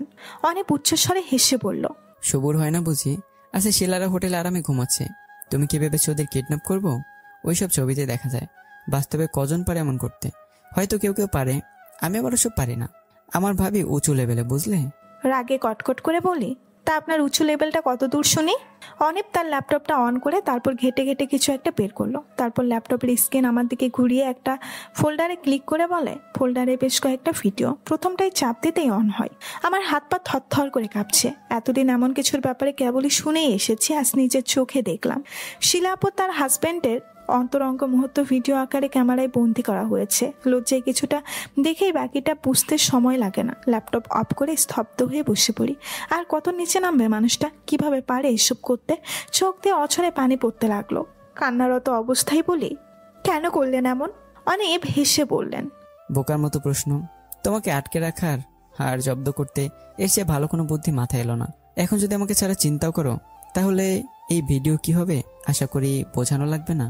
এটা অন্যায় অনিপ। তুমি যা করেছো তাতে কি নাই রেখে চলে গিয়েছিলে? আমি নিরুপায় ছিলাম। আপনি বিনা কারণে আমার উপর টর্চার করেছিলেন আর করছেন। হয়তো অনেক মেয়ে এসব মুখ বুঝে সহ্য করতে পারে, কিন্তু আমি তাদের দলে নই। জানি তুমি তাদের দলের নও, আবার যেন পালাতে না পারো সেজন্য ব্যবস্থা। হঠাৎ আমার মাথায় একটা গভীর প্রশ্ন এলো। আমরাও তো ওই হোটেলে ছিলাম, তাহলে আমাদের কিছু কি? ভাবতেই ভয়ে জড়সড় হয়ে উঠি। কাপা গলায় বলি, আমাদের কিছু কেমন করেছেন? আপনার হোটেলের সব রুমে ক্যামেরা লাগানো থাকে, ছি, ভাবতেই ঘেন্না হয়। তুমি খুব বোকা। আমি এতটাও খারাপ না যে নিজের বউকে পাবলিকে সম্পত্তি করব। আর সব রুমে ক্যামেরা নেই, ওটা কেবল শিলাদের রুমেই। ইচ্ছে করে রুমটা তাদের দেওয়া হয়েছে। তাহলে অন্যের সম্মান নিয়ে কেন খেলছেন? বর্ষা, আমি এত শত বুঝি না, আমার যা মনে হয়েছে করেছি। তুমি এখন ভেবে দেখো, আমার সাথে সংসারে মন দিবে নাকি চলে যাবে? অনেক ঘর ছেড়ে বেরিয়ে আসে। বর্ষার জন্য যে তার মনে বিশাল জায়গা রয়েছে তা কেউ জানে না। শিলার ভিডিওটা করার ইচ্ছাই ছিল না, শুধুমাত্র বর্ষাকে হারানোর তীব্র ভয় ওকে এমন কাজ করতে বাধ্য করেছে। শুধু হারানোর ভয় নয়, তীব্র ঘৃণাবোধ থেকেও এমন কাজে সে উদ্যক্ত হয়েছে। শুরু থেকে বর্ষার উপর সমস্ত অত্যাচারের পেছনে মূল কারণ তীব্র ঘৃণা, আবার একই সাথে ভালোবাসাও। আচ্ছা, একই মানুষের জন্য ঘৃণা আর ভালোবাসা একসাথে কি থাকতে পারে? তা জানা নেই অনিপের। কোনো একটার ঘাটতি থেকেই অন্যটা বেড়ে চলেছে। আমরা ঢাকা ফিরে এলাম।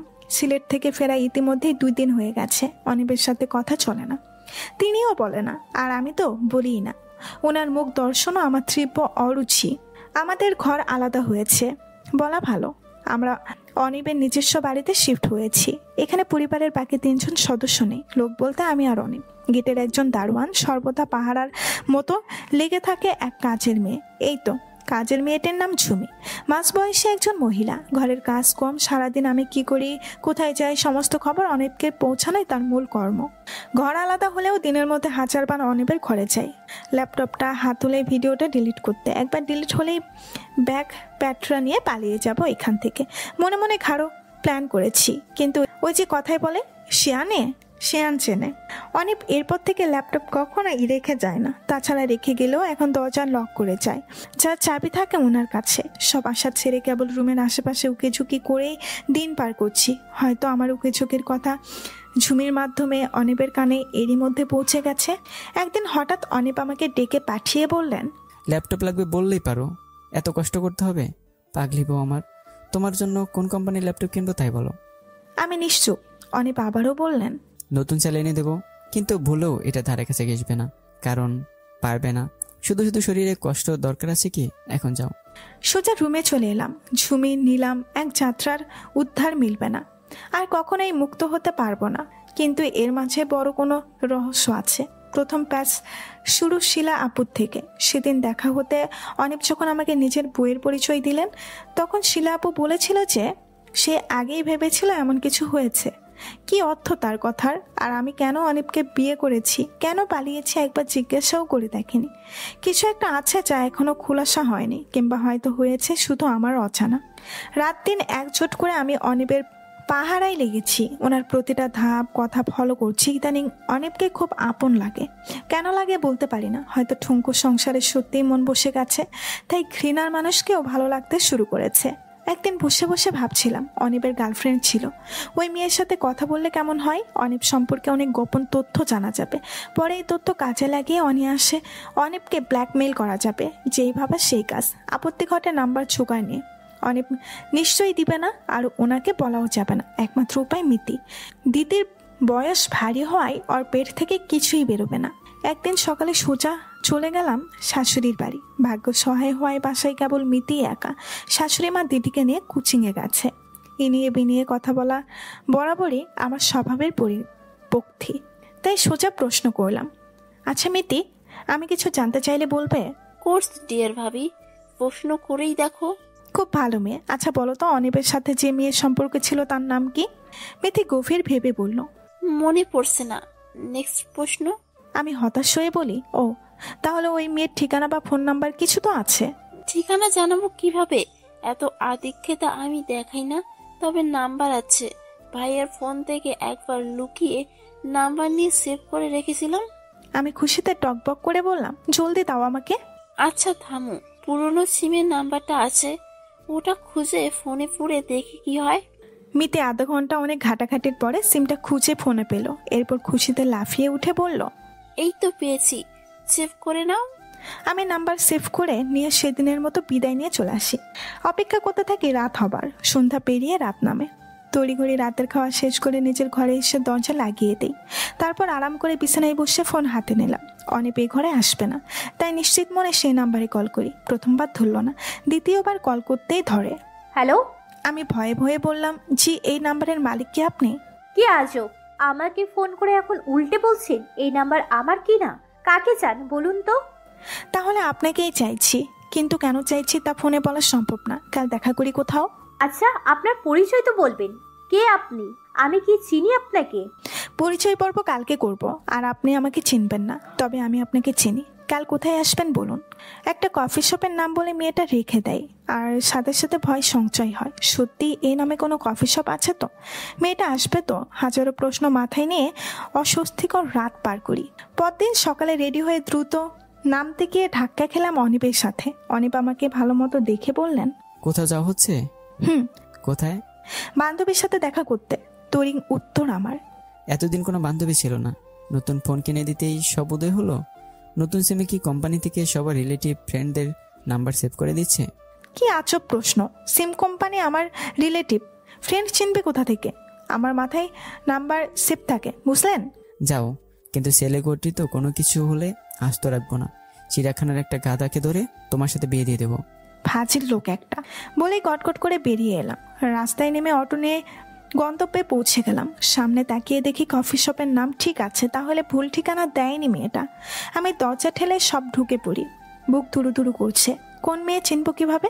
ফোন করতে হবে। ফোনটা হাতে নিয়ে মেয়েটার নাম্বার ডায়াল করি। ঠিক তখনই পেছন থেকে কেউ বলল, আপনি আমায় খুশির বোধ হয়, গতকাল ফোন করেছিলেন। আমি এই চমকিত চিত্রে পেছনে ফিরে তাকাই। একজন কম বয়সী মেয়ে দাঁড়িয়ে হাসি মুখে মনে মনে খুশিই হই। অন্তত শিলা আপুর সাথে এসবের কোনো যোগাযোগ নেই ভেবে আমি উৎফুল্ল হয়ে বলি, আসার জন্য ধন্যবাদ, চলুন বসি।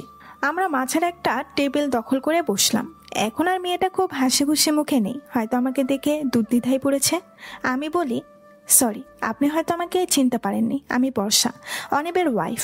কিন্তু আপনার নামটা জানলে কথা বলতে সুবিধা হবে। মেয়েটা বলল, আমি লিজা, সরি এখনো আপনাকে চিনতে পারিনি। আমি হতবাক হয়ে বলি, কি বলেন, এখনো চিনতে পারেননি? আচ্ছা, অনিবকে তো চিনেন?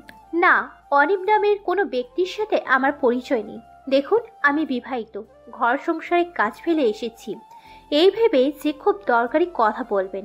গতকাল আপনার কথা শুনে মনে হয়েছে আপনি খুব বিপদে আছেন। আপু, আমি সত্যি খুব বিপদে আছি। এই নাম্বারটা আমার হাজবেন্ডের ফোনে সেভ ছিল। লিজা গভীর ভেবে বলল, হতে পারে, কিন্তু আমি ওনাকে চিনি না।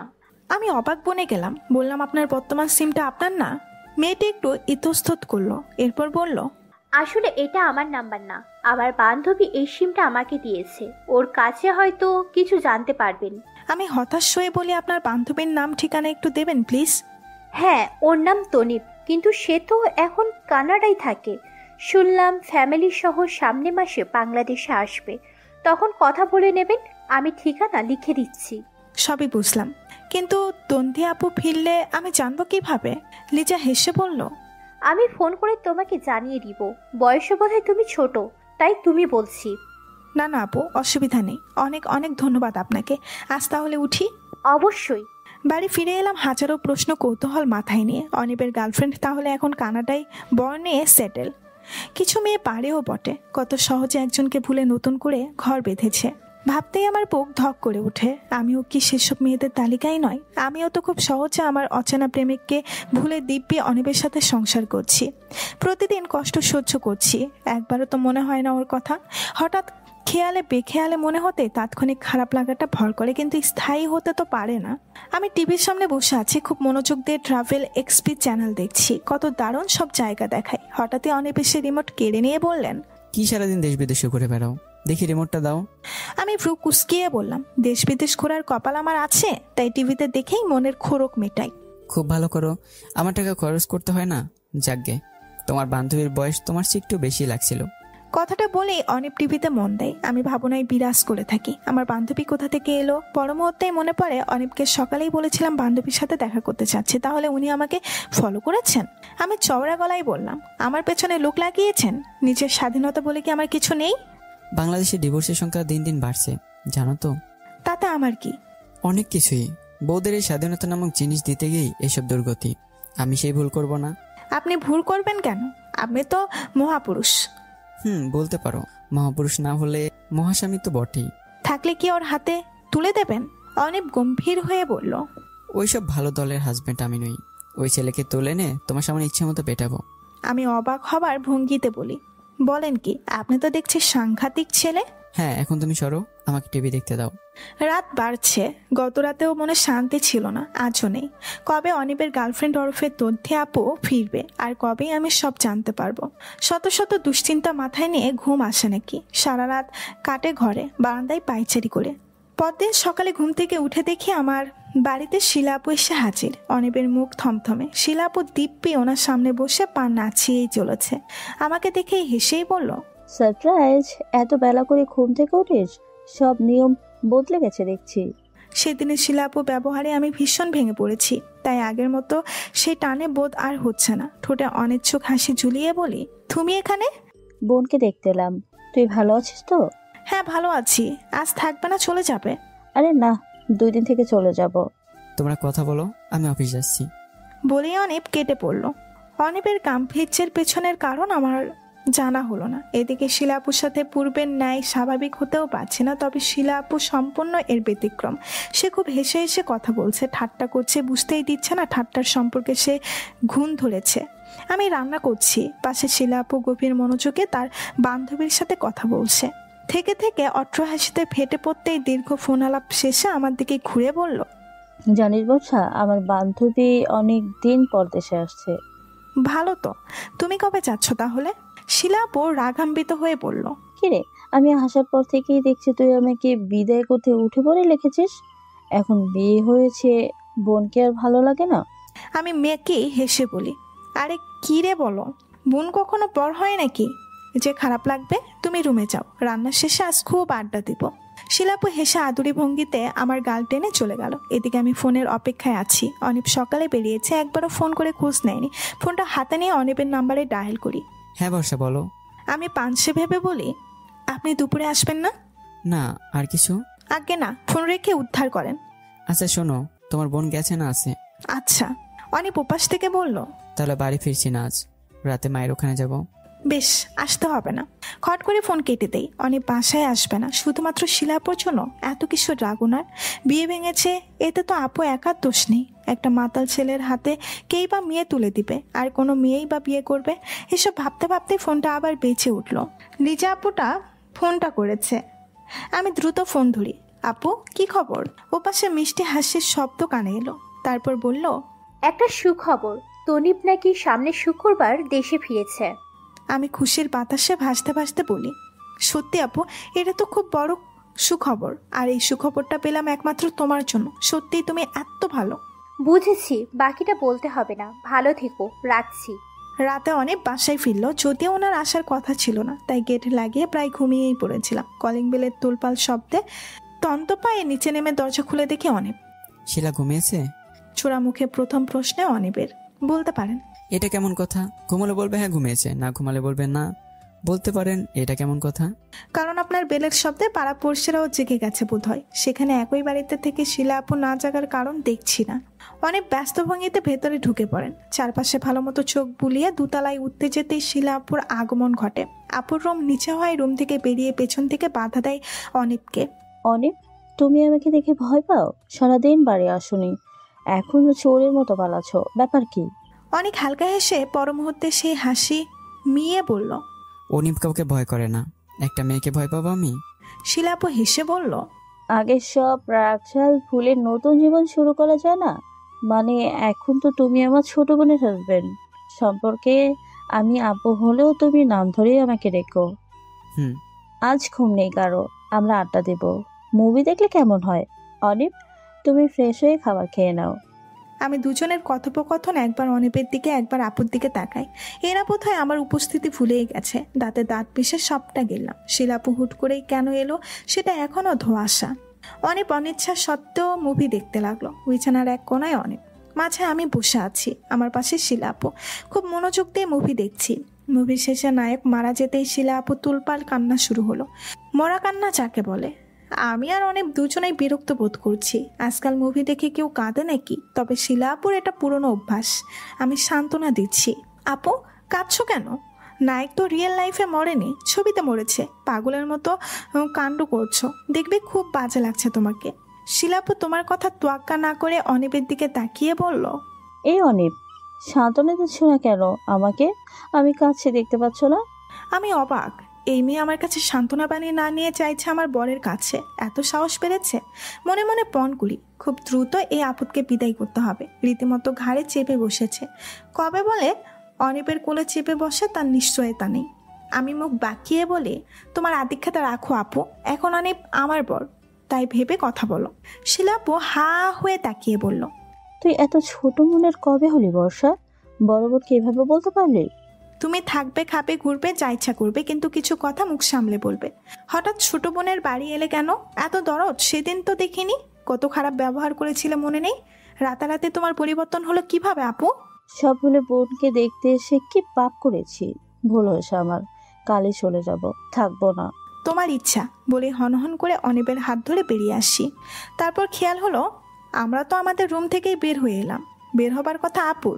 পুনরায় রুমে ঢুকে বলি, আপু আমরা ঘুমাবো, কাইন্ডলি তুমি নিচের ঘরে যাও। শিলাপু কাঁদতে কাঁদতে বের হয়ে গেল। তারপর ঢুকলো অনিপ। অনিপের মুখে তৃপ্তির হাসি। অনিপ বললেন, বাহ, তুমি তো গন্ডি বউ হয়ে গেছো। শিলাকে যে অপমান করলো, আমি তো ভয় পেয়ে গেছিলাম। আবার কখন আমাকেও ঝাড়তে শুরু করে এইভাবে। আপনাকে ছাড়বো কেন? বিনা দোষে কাউকে কিছু বলি না আমি। শিলার দোষটা কোথায়? আমি এবার চোখ গরম করে অনিপের দিকে তাকিয়ে বললাম, আপনি কোনো দোষ দেখতে পাননি। আপু আপনার কাছে সান্ত্বনা কেন চাইবে? এত কিসের পীড়িত আপনার সাথে? অনেক ভয় পাবার ভঙ্গিমা করে বলল, ভয় পেয়েছি, আমি চুপ, কিছু বলার নেই। মাঝে মাঝে বউকে ভয় পাওয়া ভালো। আজ শুক্রবার, সারাদিনের কাজ ঝটপট সেরে ফেলি। শিলাপু সকালে নাস্তা না খেয়েই কেটে পড়েছে। মনে মনে শান্তি বোধ করছি। শুরু থেকেই আপুর আশায় কেমন খটকা লেগেছিল। যাই হোক, ঠিকানা ধরে সন্ধ্যায় পৌঁছে গেলাম তন্থি আপুর বাসায়। সাথে রয়েছে লিজা আপু। কলিং বেল চাপতেই দরজা খুলে দিল একটা মেয়ে, অনেকটা লিজা আপুর বয়সী। দেখেই বুঝতে পারছি এটা তন্থি আপু। তার মুখে ক্লান্তির ছাপ। লিজা আপুকে দেখেই সে জড়িয়ে ধরে বলল, লিজা তুই হঠাৎ কি মনে করে এলি? গতকাল এসে ঘর বাড়ি সাফ করে বেশ ক্লান্ত, নাওয়া খাওয়া ঠিক নেই। তুই আসবি জানলে ভালো কিছু রাঁধতাম। লিজা আপু বলল, তোর না আজ ভোরে পৌঁছানোর কথা ছিল? হ্যাঁ, কিন্তু লাস্ট মুহূর্তে টিকিট কেটে একদিনের আগেই চলে এলাম। আমাদের দেশে শুক্রবার একটা বিশেষ দিন, সবার ছুটি থাকে, বাড়িতে থাকে। সন্ধ্যায় সব ফ্রেন্ডদের দাওয়াত দিয়েছি। তুই এসে ভালো করেছিস। তোকে ফোন করব বলে ভাবছিলাম, তারপর মনে হলো তুই তো এইসব পার্টি পছন্দ করিস না। এইসব পরে দেখা যাবে। এই যে আমার পাশের মেয়েটার নাম বর্ষা, অনিপ চৌধুরীর ওয়াইফ। তন্ভি নামক মেয়েটা ভীষণ চমকালো। তারপর বলল, অনিকের বিয়ে তবে শিলার সাথে হয়নি? শিলার কলেজ লাইফ থেকে কি জমজমাট প্রেম ছিল ওই ছেলের সাথে, অথচ শেষে কিনা বিয়ে করলো একটা ছোট মেয়েকে। এ দেশের ছোট মেয়ে বিয়ে করার ট্রেডিশন এখনো গেল না। আমি থমকে গেলাম। কি বলছে এই মেয়ে? শিলাপুর প্রেম অনিপের সাথে? তবে যে ছেলের সাথে আপুর ফোনে কথা বলতো সে অনিপ ছিল। তাহলে বিয়ে কেন ভেঙেছিল আপু? কিছু মাথায় ঢুকছে না। প্রচন্ড কান্না পাচ্ছিল। আমরা ফিরতে গিয়ে বসতে লিজা আপু বলল, কি বলছিস তুই? শিলার তাহলে কি হয়েছে?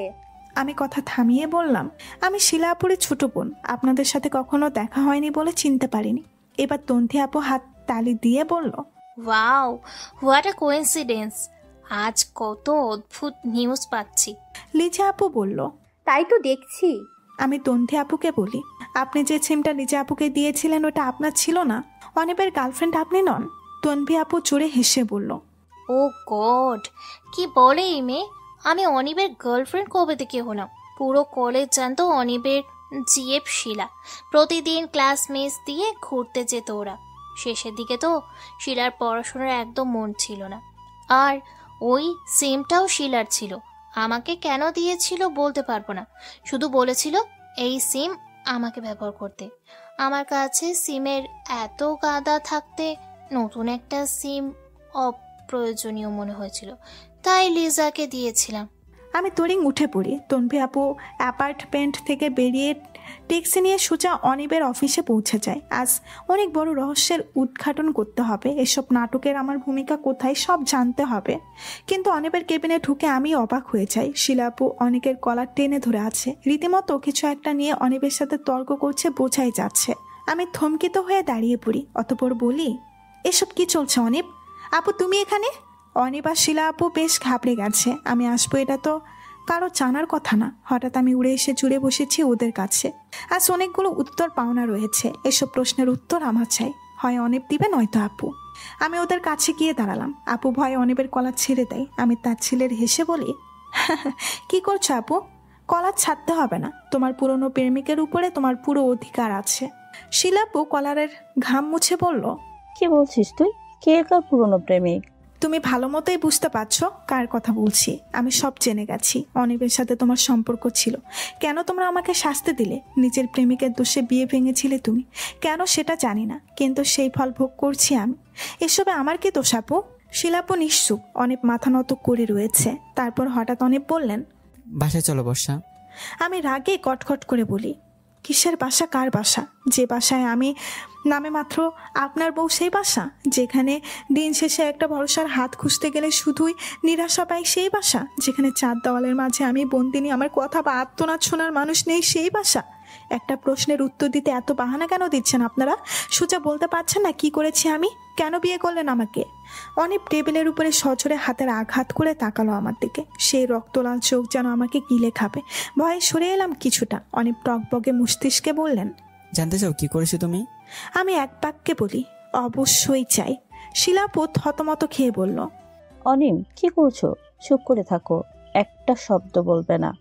অনিপ তাকে থামিয়ে দিয়ে বললেন, না, অনেক হয়েছে চোর পুলিশে খেলা। আমিও ক্লান্ত হয়ে পড়েছি। বয়স হয়তো সব ভুলে গেছে, কিংবা বলে যাও নাটক করছে, একটু মনে করিয়ে দেই। আমি প্রচণ্ড আহত হই। কি ভুলে গেছি আমি? প্রশ্নাত্মক চোখে তাকিয়ে থাকতে দেখে অনেক মারাত্মক হেসে বলল, একটু ভেবে নেই কোত্থেকে শুরু করব। তারপর তিনি আবারও বলতে শুরু করলেন, শিলা তখন বোধহয় অনার্স সেকেন্ড ইয়ারে পড়তো, আর আমি সবে পড়াশোনা শেষ করে একটা ভালো জবের আশায় চাকরি ইন্টারভিউ দিতে দিতে ক্লান্ত জীবন কাটাচ্ছি। হয়তো ভাবতে পারো, বাবারে তো টাকা থাকা শর্ত চাকরি কেন খুঁজছি। বলে রাখা ভালো, আমি কম্পিউটার ইঞ্জিনিয়ারের পড়া শেষে ব্যবসা করার মুডে ছিলাম না। এত কষ্ট করে যার উপর পড়াশোনা করেছি সে বিষয়ে চাকরি আমি করবই। যদি ভবিষ্যৎ ভালো না লাগে, হাল ছেড়ে বাবার ব্যবসা দেখার জন্য অপশন তো আছেই। যাই হোক, আমি সেদিন যে ইন্টারন্যাশনাল কোম্পানিতে ইন্টারভিউ দিতে গিয়েছি, সেখানে শিলাও ছিল, আমার মতো একজন ক্যান্ডিডেট। প্রথম পরিচয়ে কেমন এক অদ্ভুত আকর্ষণ অনুভব করি। ভালো লেগে যায় ওকে খুব। নরম ব্যবহার, সরল চেহারা, মিষ্টি হাসি, আর কি লাগে একটা মেয়ের। সেদিন কথা চলে, ফোন নাম্বার আদান প্রদান করি দুজনে। এরপর থেকে প্রায় ফোন আলাপ হতে থাকে আমাদের। সেই প্রায় আলাপ থেকে প্রতিদিন কথা বলা শুরু হয়। কিন্তু আমি এর মধ্যে শিলার সম্পর্কে সব খবর নিয়ে নিই। তবে শিলা তেমন কিছুই জানতো না আমার সম্পর্কে। সে ভেবেছিল 8-10টা মধ্যবিত্ত ফ্যামিলির মতো আমিও পড়াশোনা শেষ করে চাকরি খোঁজ করছি। আমাদের প্রেম যখন একে অপরকে ছাড়া বাঁচা অসম্ভব এমন অবস্থায় পৌঁছে, তখন আমার বাবা মারা যান। চাকরির আশা আর মায়ের ত্যাগ করে বিজনেসের হাল ধরতে বাধ্য হই। তখন আমাদের রিলেশনে প্রায় 1 বছর। এই 1 বছরে বেকার ছিলাম। হঠাৎ বাবার মৃত্যুতেই শিকার হয়ে গেলাম। শিলা এসবের কিছুই জানতো না। ভেবেছিলাম বিয়ের প্রস্তাব দিয়ে একেবারে সব জানাবো, নতুন বিজনেস। কদিন খুব বিজি থাকলাম, কিন্তু আমাদের দুজনের মাঝে তৃতীয় এক পক্ষ এলো, আর সেই পক্ষটা বর্ষা তুমি। আমি চমকে উঠলাম। এসবে আমার নাম আসছে কেন? অনিবের সাথে আপুর সম্পর্কের ব্যাপারে আমি ছিলাম পূর্ণ অজানা। অনিব আমাকে কিছু বলার সুযোগ দিলেন না, আবার বলতে লাগলেন, শিলার পরিবার সম্পর্কে কিছু কিছু ধারণা আমার ছিল। ওর পরিবার খুব রক্ষণশীল ধরনের। শিলাকে গোপন একটা সিম আর ফোন কিনে দেই। ওই ফোনে কেবল আমার দেওয়া সিমটাই পড়ে থাকবে, আর একটা নাম্বার সেভ থাকবে, সেটা হলো আমার। শিলা আপু অনিবকে থামিয়ে দিয়ে বলল, বাকিটা আমি বলছি। অনিমের দেয়া ফোনটা একদিন ভুলে বিছানায় ফেলে রেখেছি। হঠাৎ বর্ষা তুই এসে আমাকে বললি, আপু নতুন ফোন কিনলে কবে? আমি তোকে বাহানা দিয়েছিলাম ওটা বান্ধবী এনির ফোন বলে। সেদিন থেকে তুই আমার ফোন অনেক সময় ব্যবহার করতে, আমি গুরুত্ব দিইনি। তবে পরে একদিন দেখি অনিক এমন কিছু কথা বিশেষ সময়ে কথা বলছে, যেমনটা আমি ফোনের কাছেই ছিলাম না। একদিন অনিক বলল, তুমি কোল্লা খাও না? আমার এখানে আসলে কোনোদিন কোল্লা কিনবো না। যেটা তুমি খাবে না সেটা আমিও খাবো না। আমার সন্দেহ হলো, আমি তো করলা খুব খাই, কিন্তু বর্ষার খুব অপছন্দ। তবু পাত্তা দেয়নি, ভুল মানুষের হতেই পারে। এরপর মাঝে মাঝে এমন অনেক অজানা কথা বলতো। একদিন যে কথা শুনলাম তাতে আমার রীতিমতো ঘাম ঝরা অবস্থা। অনিম বলল, তোমার কোমরের ডান দিকের তিলটা কতই না সুন্দর, না দেখেও প্রতিদিন আমার চোখের সামনে ভাসে। আমি সেদিন থমকে যাই। মনে পড়ে তোকে শাড়ি পরাতে যে একদিন তোর কোমরের তিল আমার দৃষ্টিগোচর হয়েছিল। আমি অনিমের সাথে খোলামেলা আলাপে কখনো যাইনি। পরে বুঝতেছি ওটা তুই ছিলি বর্ষা। তখন প্রথম রাগ হলো, তোকে চুলের মুঠি ধরে বাড়ি থেকে বের করে দিলে শান্তি পাবো এমন মনে হলো। কিন্তু লোক জানাজানির ভয়ে চুপ থাকি। আর ভেবেই নিয়েছিলাম এক হাতে তো আর তালি বাজে না। তোর যেমন দোষ আছে অনিবেরও সমান দোষ। অনিবকেও কিছু বলিনি। এমন সময় অনিব আমার জন্য বিয়ের প্রস্তাব পাঠায়। তখন নতুন এক গোপন তথ্য সামনে আসে। অনিবকে আমি যেখানে মধ্যবিত্ত ঘরের ছেলে ভাবছিলাম, সেখানেও নবাব ঘরের ছেলে, ধনির একমাত্র দুলাল। অনিবের কাছে থেকে সত্যি কোনো কিছুর আশা করতেও ভয় হতো। ভেঙে দিলাম বিয়ে। তারপর সিমটা দিয়ে দেই ফ্রেন্ড তন্নিকে। আমার অন্যখানে বিয়ে হওয়ার পর এই তো কিছুদিন আগে জানতে পারি অনিব আমাকে ভেবে তোর সাথে মেসেজ বিনিময় করত। অনিবের সাথে হঠাৎ দেখায় আমাদের মাঝের ভুল বোঝাবুঝি ভাঙে। বুঝতে পারি সব কার সাজি আমার নিজের বোনের। এখন বল বর্ষা, এবারও বলবি তোর দোষ নেই? আমি ফ্লোরে ধপ করে বসে পড়ি। আমার সেই অজানা প্রেমিক তাহলে আর কেউ নয় অনিব। মুখ দিয়ে শব্দ বের হচ্ছে না। কিছু বলতে গিয়েও কথা গিলে ফেলছি। নির্বুদ্ধের মতো ফ্যাল ফ্যাল করে কেঁদে ভাসাচ্ছি। যে কান্না এখানে অবস্থিত দুই ব্যক্তির কারোর চাই আসে না। আমি অনেকটা সময় নিয়ে সহজ করলাম নিজেকে। চোখের পানি মুছে বলতে থাকি, সবাই নিজ নিজটা বলে গেল, আমার পক্ষের কিছুই শুনলেন না। শিলা আপুর ফোনে একদিন একটা অপরিচিত নাম্বার থেকে কল আসে। আমি দেখি নাম্বার সেভ নেই, তাই দ্রুত ফোন ধরতেই লাইন কেটে যায়। তার পরপরই একটা মেসেজ আসে, হাই বিউটিফুল। মেসেজের ধরন দেখে কোনো মতে ভাবা সম্ভব না যে শিলা আপুর পরিচিত কেউ। তাছাড়া নাম্বারটা সেভ নেই। আর আজকালকার অনেকেই মেয়েদের নাম্বার পেয়েই তো হ্যান ত্যান মেসেজ করে, কলের বন্যা শুরু করে। আমি সেরকমই কিছু একটা ভেবেছিলাম। বিন্দুমাত্র ধারণা ছিল না ওটা শিলা আপুর বয়ফ্রেন্ড। আপু কখনো এই বিষয়ে আমার সাথেও কথা বলে, কিভাবে বুঝতাম? আমি তখন সবে কৈশোরে পা দিয়েছি। উৎফুল্ল চঞ্চল মন কৌতূহলবশত মেসেজের রিপ্লাই দিই। এরপর কিছুদিন আপুর ফোন থেকে মেসেজের যোগাযোগ হয়, কিন্তু আপু যদি জেনে যায় তবে বাড়িতে সবাইকে বলে দিতে পারে। সেই ভয়ে আমি সেই অপ্রত্যাশিত প্রেমিককেই বলে দিই আমি মেসেজ না করলে যেন উনি না করেন। তাই হয়, সেভাবেই চলতে থাকে আমাদের রিলেশন। এখন তুমিই বলো আপু, তোমার ফোনে অনিবের নাম্বার সেভ করা ছিল না, এতে দোষটা কোথায় আমার? অনিব আর শিলা আপু থ মেরে শুনছিল। এবার আপু বলে উঠল, আমাদের পরিবার সম্পর্কে তোকে নতুন করে বলে বোঝাতে হবে? জানিস না কেমন কঠোর। সেভ করে কি বিপদে পড়তাম নাকি? কে জানে তলে তলে তুই এত পাকনা হয়েছিস, আবার সব কেড়ে নিলি। অনিব এবার বললেন, তুমি যে সত্যি বলছো তার কি গ্যারান্টি আছে? আমি আবেগ গাম্ভীত হয়ে বললাম, আমাকে এখনো চিনলেন না? ভুলে গেলেন নিজের পাখিকে? কোনটা ঠিক বুঝবো, শিলা আপুর সাথে যে সম্পর্কে ছিলেন সেটা নাকি আমারটা? অনেক তাচ্ছিল্য হেসে বললেন, পাখি আমি শিলাকে ডাকতাম। তোমাকে শিলা ভেবেই ওই নামে সম্বোধন করেছিলাম।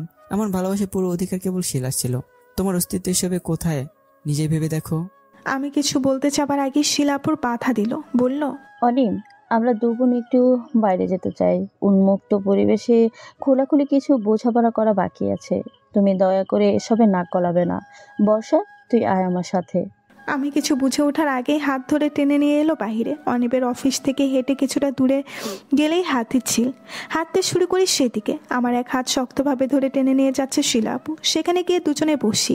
কিছুক্ষণ কারো মুখে কথা ফুটলো না। এদিকে অজানা কারণে সংস্কৃত আমার মন। নতুন কি বলতে এনেছে শিলা আপু? এমন কি আছে যা অনিবের সামনে বলা গেল না? শিলা আপু হঠাৎ কুঠিল হেসে আমার দিকে তাকিয়ে বলল, আহারে, তোর চেহারায় কত শোকের ছায়া পড়েছে। খুব খারাপ লাগছে। হাজার হলেও নিজের বোন তো।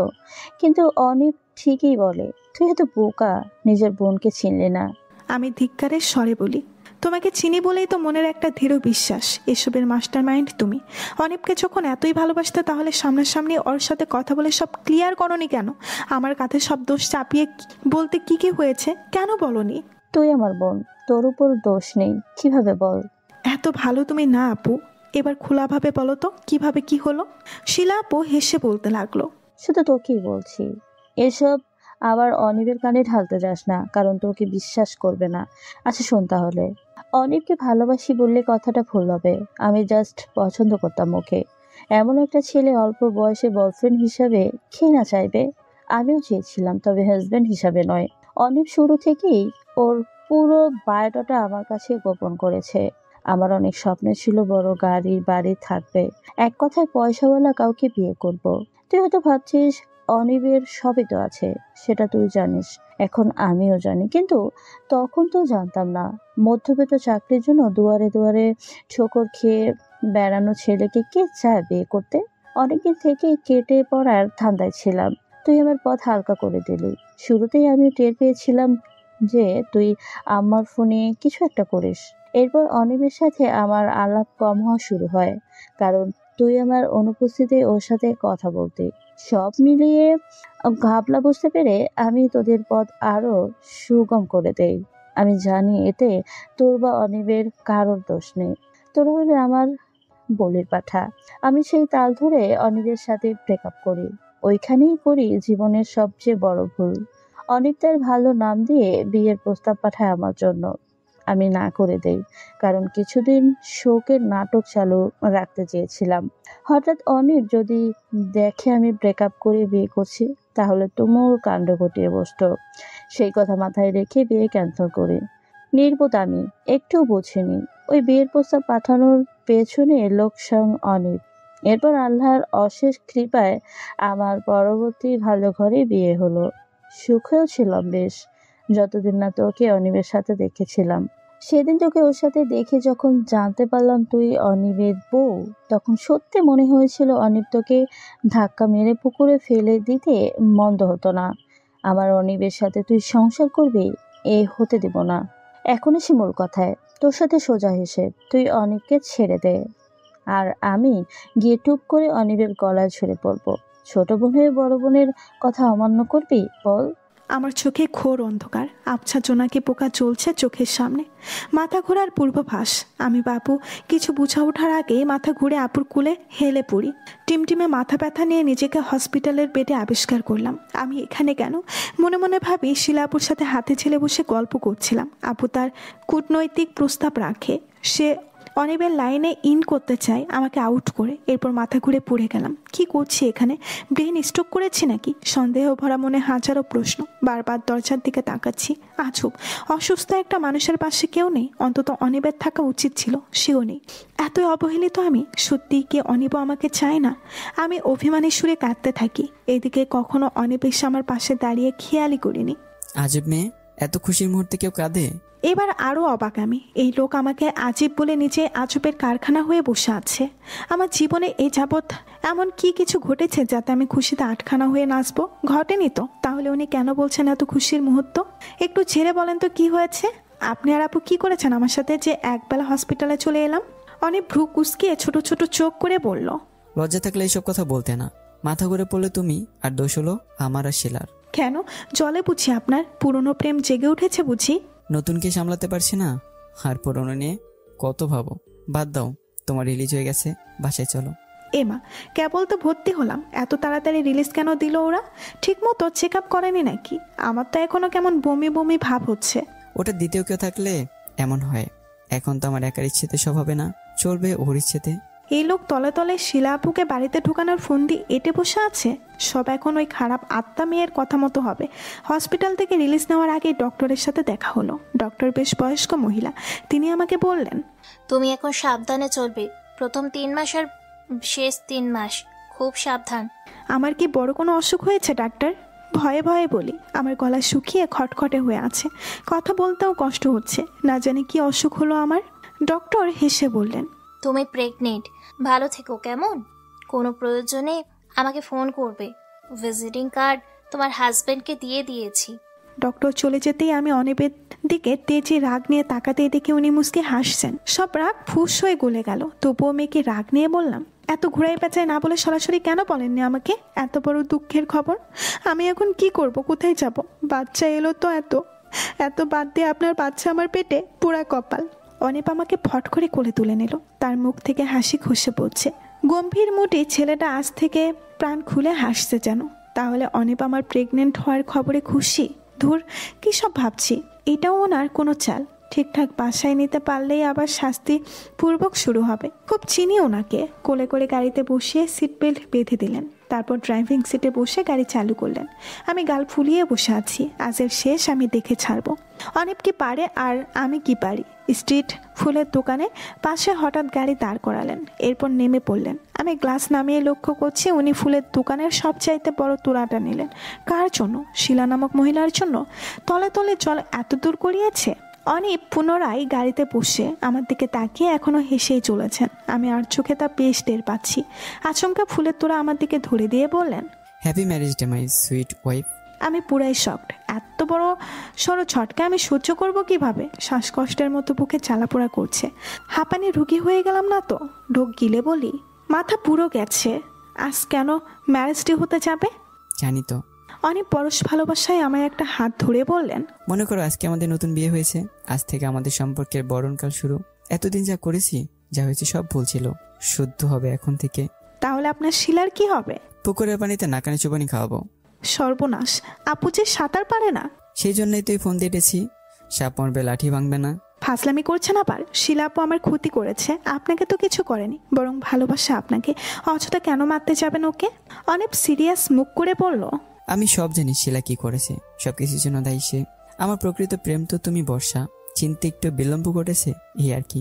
আমি হতবিহ্বল হয়ে বলি, আপনি লুকিয়ে আমাদের কথা শুনছিলেন? কই, আপনাকে তো দেখলাম না কোথাও। পাগলি মেয়ে, লুকিয়ে শুনতে যাব কেন? তুমি তো বুদ্ধি খাটিয়ে নিজের ফোনে রেকর্ডিং চালু রেখেছিলে।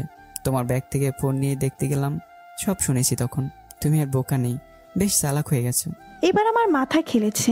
আমি তো ভুলেই গেছিলাম শিলা আপুর পদ্মা ফাঁস করতে আমি সব কথোপকথন ফোনে রেকর্ড করে ফেলি, পরবর্তীতে অনেককে শোনাতে পারবো ভেবে। আর আগেই উনি নিজ উদ্যোগে শুনে ফেলেছেন। যাক, শুনেছে এই বড়। আমি খুশিতে বাখারা। ছলছল চোখে বললাম, এখন কি করবেন? ধানমন্ডি লেকে পারে যাব। শিলাকেও আসতে বলেছি, বাকিটা ওখানে গেলেই দেখতে পারবে। আমি উসফুস করছি, আর তর সইছে না। কখন পৌঁছে নতুন ড্রামা দেখবো। দেখতে দেখতে আমার লেকের কাছে পৌঁছে গেলাম। শিলা আপু ওখানেই ছিল, সাথে দুলাভাইকেও এনেছে। আজ তো ছাগল মেয়ে, নিজের অপমানের দৃষ্ট বরকে দেখাতে হতো না। আমাদের দেখে আপু চমকে ওঠার পাশাপাশি বিরক্ত হলো। কেমন বেরস মুখে বলল, বর্ষা কিনেছো যে? বোঝাবুঝি আমাদের তিনজনের, ও এখানে কি করবে? অনেক সে কথাই কান্না দিয়ে বললেন, শিলা, তুমি সাঁতার পারো? এই কেমন প্রশ্ন? না পারি না। তাহলে ভালোই হলো। আমি মিটে হাসছি। এবার হাসতে হাসতে পড়ে যাবার মতো অবস্থা। আহারে বেচারি আপু, কি অপমানটাই না হবে। স্বামী, সংসার, প্রেমিক সবই হারাবে। আপু হাজব্যান্ড কিছু বলছে না। অনিবের সাথে আপুর যেভাবে কথা বলছে তাতে এতক্ষণে ওনার রাগে ফায়ার হবার কথা, অথচ উনি নির্বিকার। অনিব দীপ্ত সাহেবের দিকে তাকিয়ে বললেন, তুমি হেল্প করবে নাকি আমি সব করব? ভদ্রলোক বললেন, এতদূর সব যখন তোমার প্ল্যানে চলেছি, তখন বাকিটাও তুমিই পারবি। আমাকে নীরব দর্শক থাকতে দাও। ওকে, ডান। শিলাপুর লেকের পাড়ে ঘেঁষেই দাঁড়িয়েছিল। তার কিছু বুঝে ওঠার আগে অনেক এক ধাক্কায় পানিতে ফেলে দিলেন। ময়লা পানিতে আপু কেমন অসহায় হয়ে হাবুডুবু খাচ্ছে। পাড়ের কাছে পানির গভীরতা কম থাকায় ডুবে যাওয়ার সম্ভাবনা নেই। তবে যে অপমানটা সে হলো, মৃত্যুর পূর্ব পর্যন্ত ভুলবে না। আশেপাশের দোকানে রাস্তার লোক এসে এক প্রকার জটকা পেকে গেছে। লোকজন এসে পড়ায় অনেক জোরে গলায় বলল, আরে কি পাগল নাকি মেয়েটা? একটা লোক এসে বলল, ভাই কি হইছি? আরে ভাই বললেন না, মেয়েটা হঠাৎ দৌড়ে পানিতে সে ঝাঁপ দিল। সুইসাইড কেস মনে হয়। লোকজনের শোরগোল দ্বিগুণ বেড়ে গেল। আপু পড়িমড়ি করে ততক্ষণে পানি থেকে উঠে এসেছে। সর্বাঙ্গে কাদায় মাখামাখি, টুপটুপ করে গা থেকে অনর্গল পানি ঝরছে। চুলগুলো এলোমেলো লেপ্টে রয়েছে। সত্যি আপুকে কেমন পাগলি পাগলি লাগছে। আপু থতমত ভঙ্গিতে রাগে কটকট করে বললেন, এত বড় সাহস তোমার অনিপ, আমাকে পানিতে ফেললে? এই, তুমি কিছু বলো। শেষ কথাটি আপুর হাজবেন্ডকে উদ্দেশ্য করে বলা। দীপ্ত সাহেব বলেন, আমি যা করার করেই ফেলেছি। সামনের সপ্তাহে ডিভোর্স পেপার হাতে পেয়ে যাবি। কেন এই প্রশ্ন ভুলও করো না? সামান্য অপমান হয়েছ, প্রশ্ন করলে এর চেয়ে বেশি অপমান হতে হবে।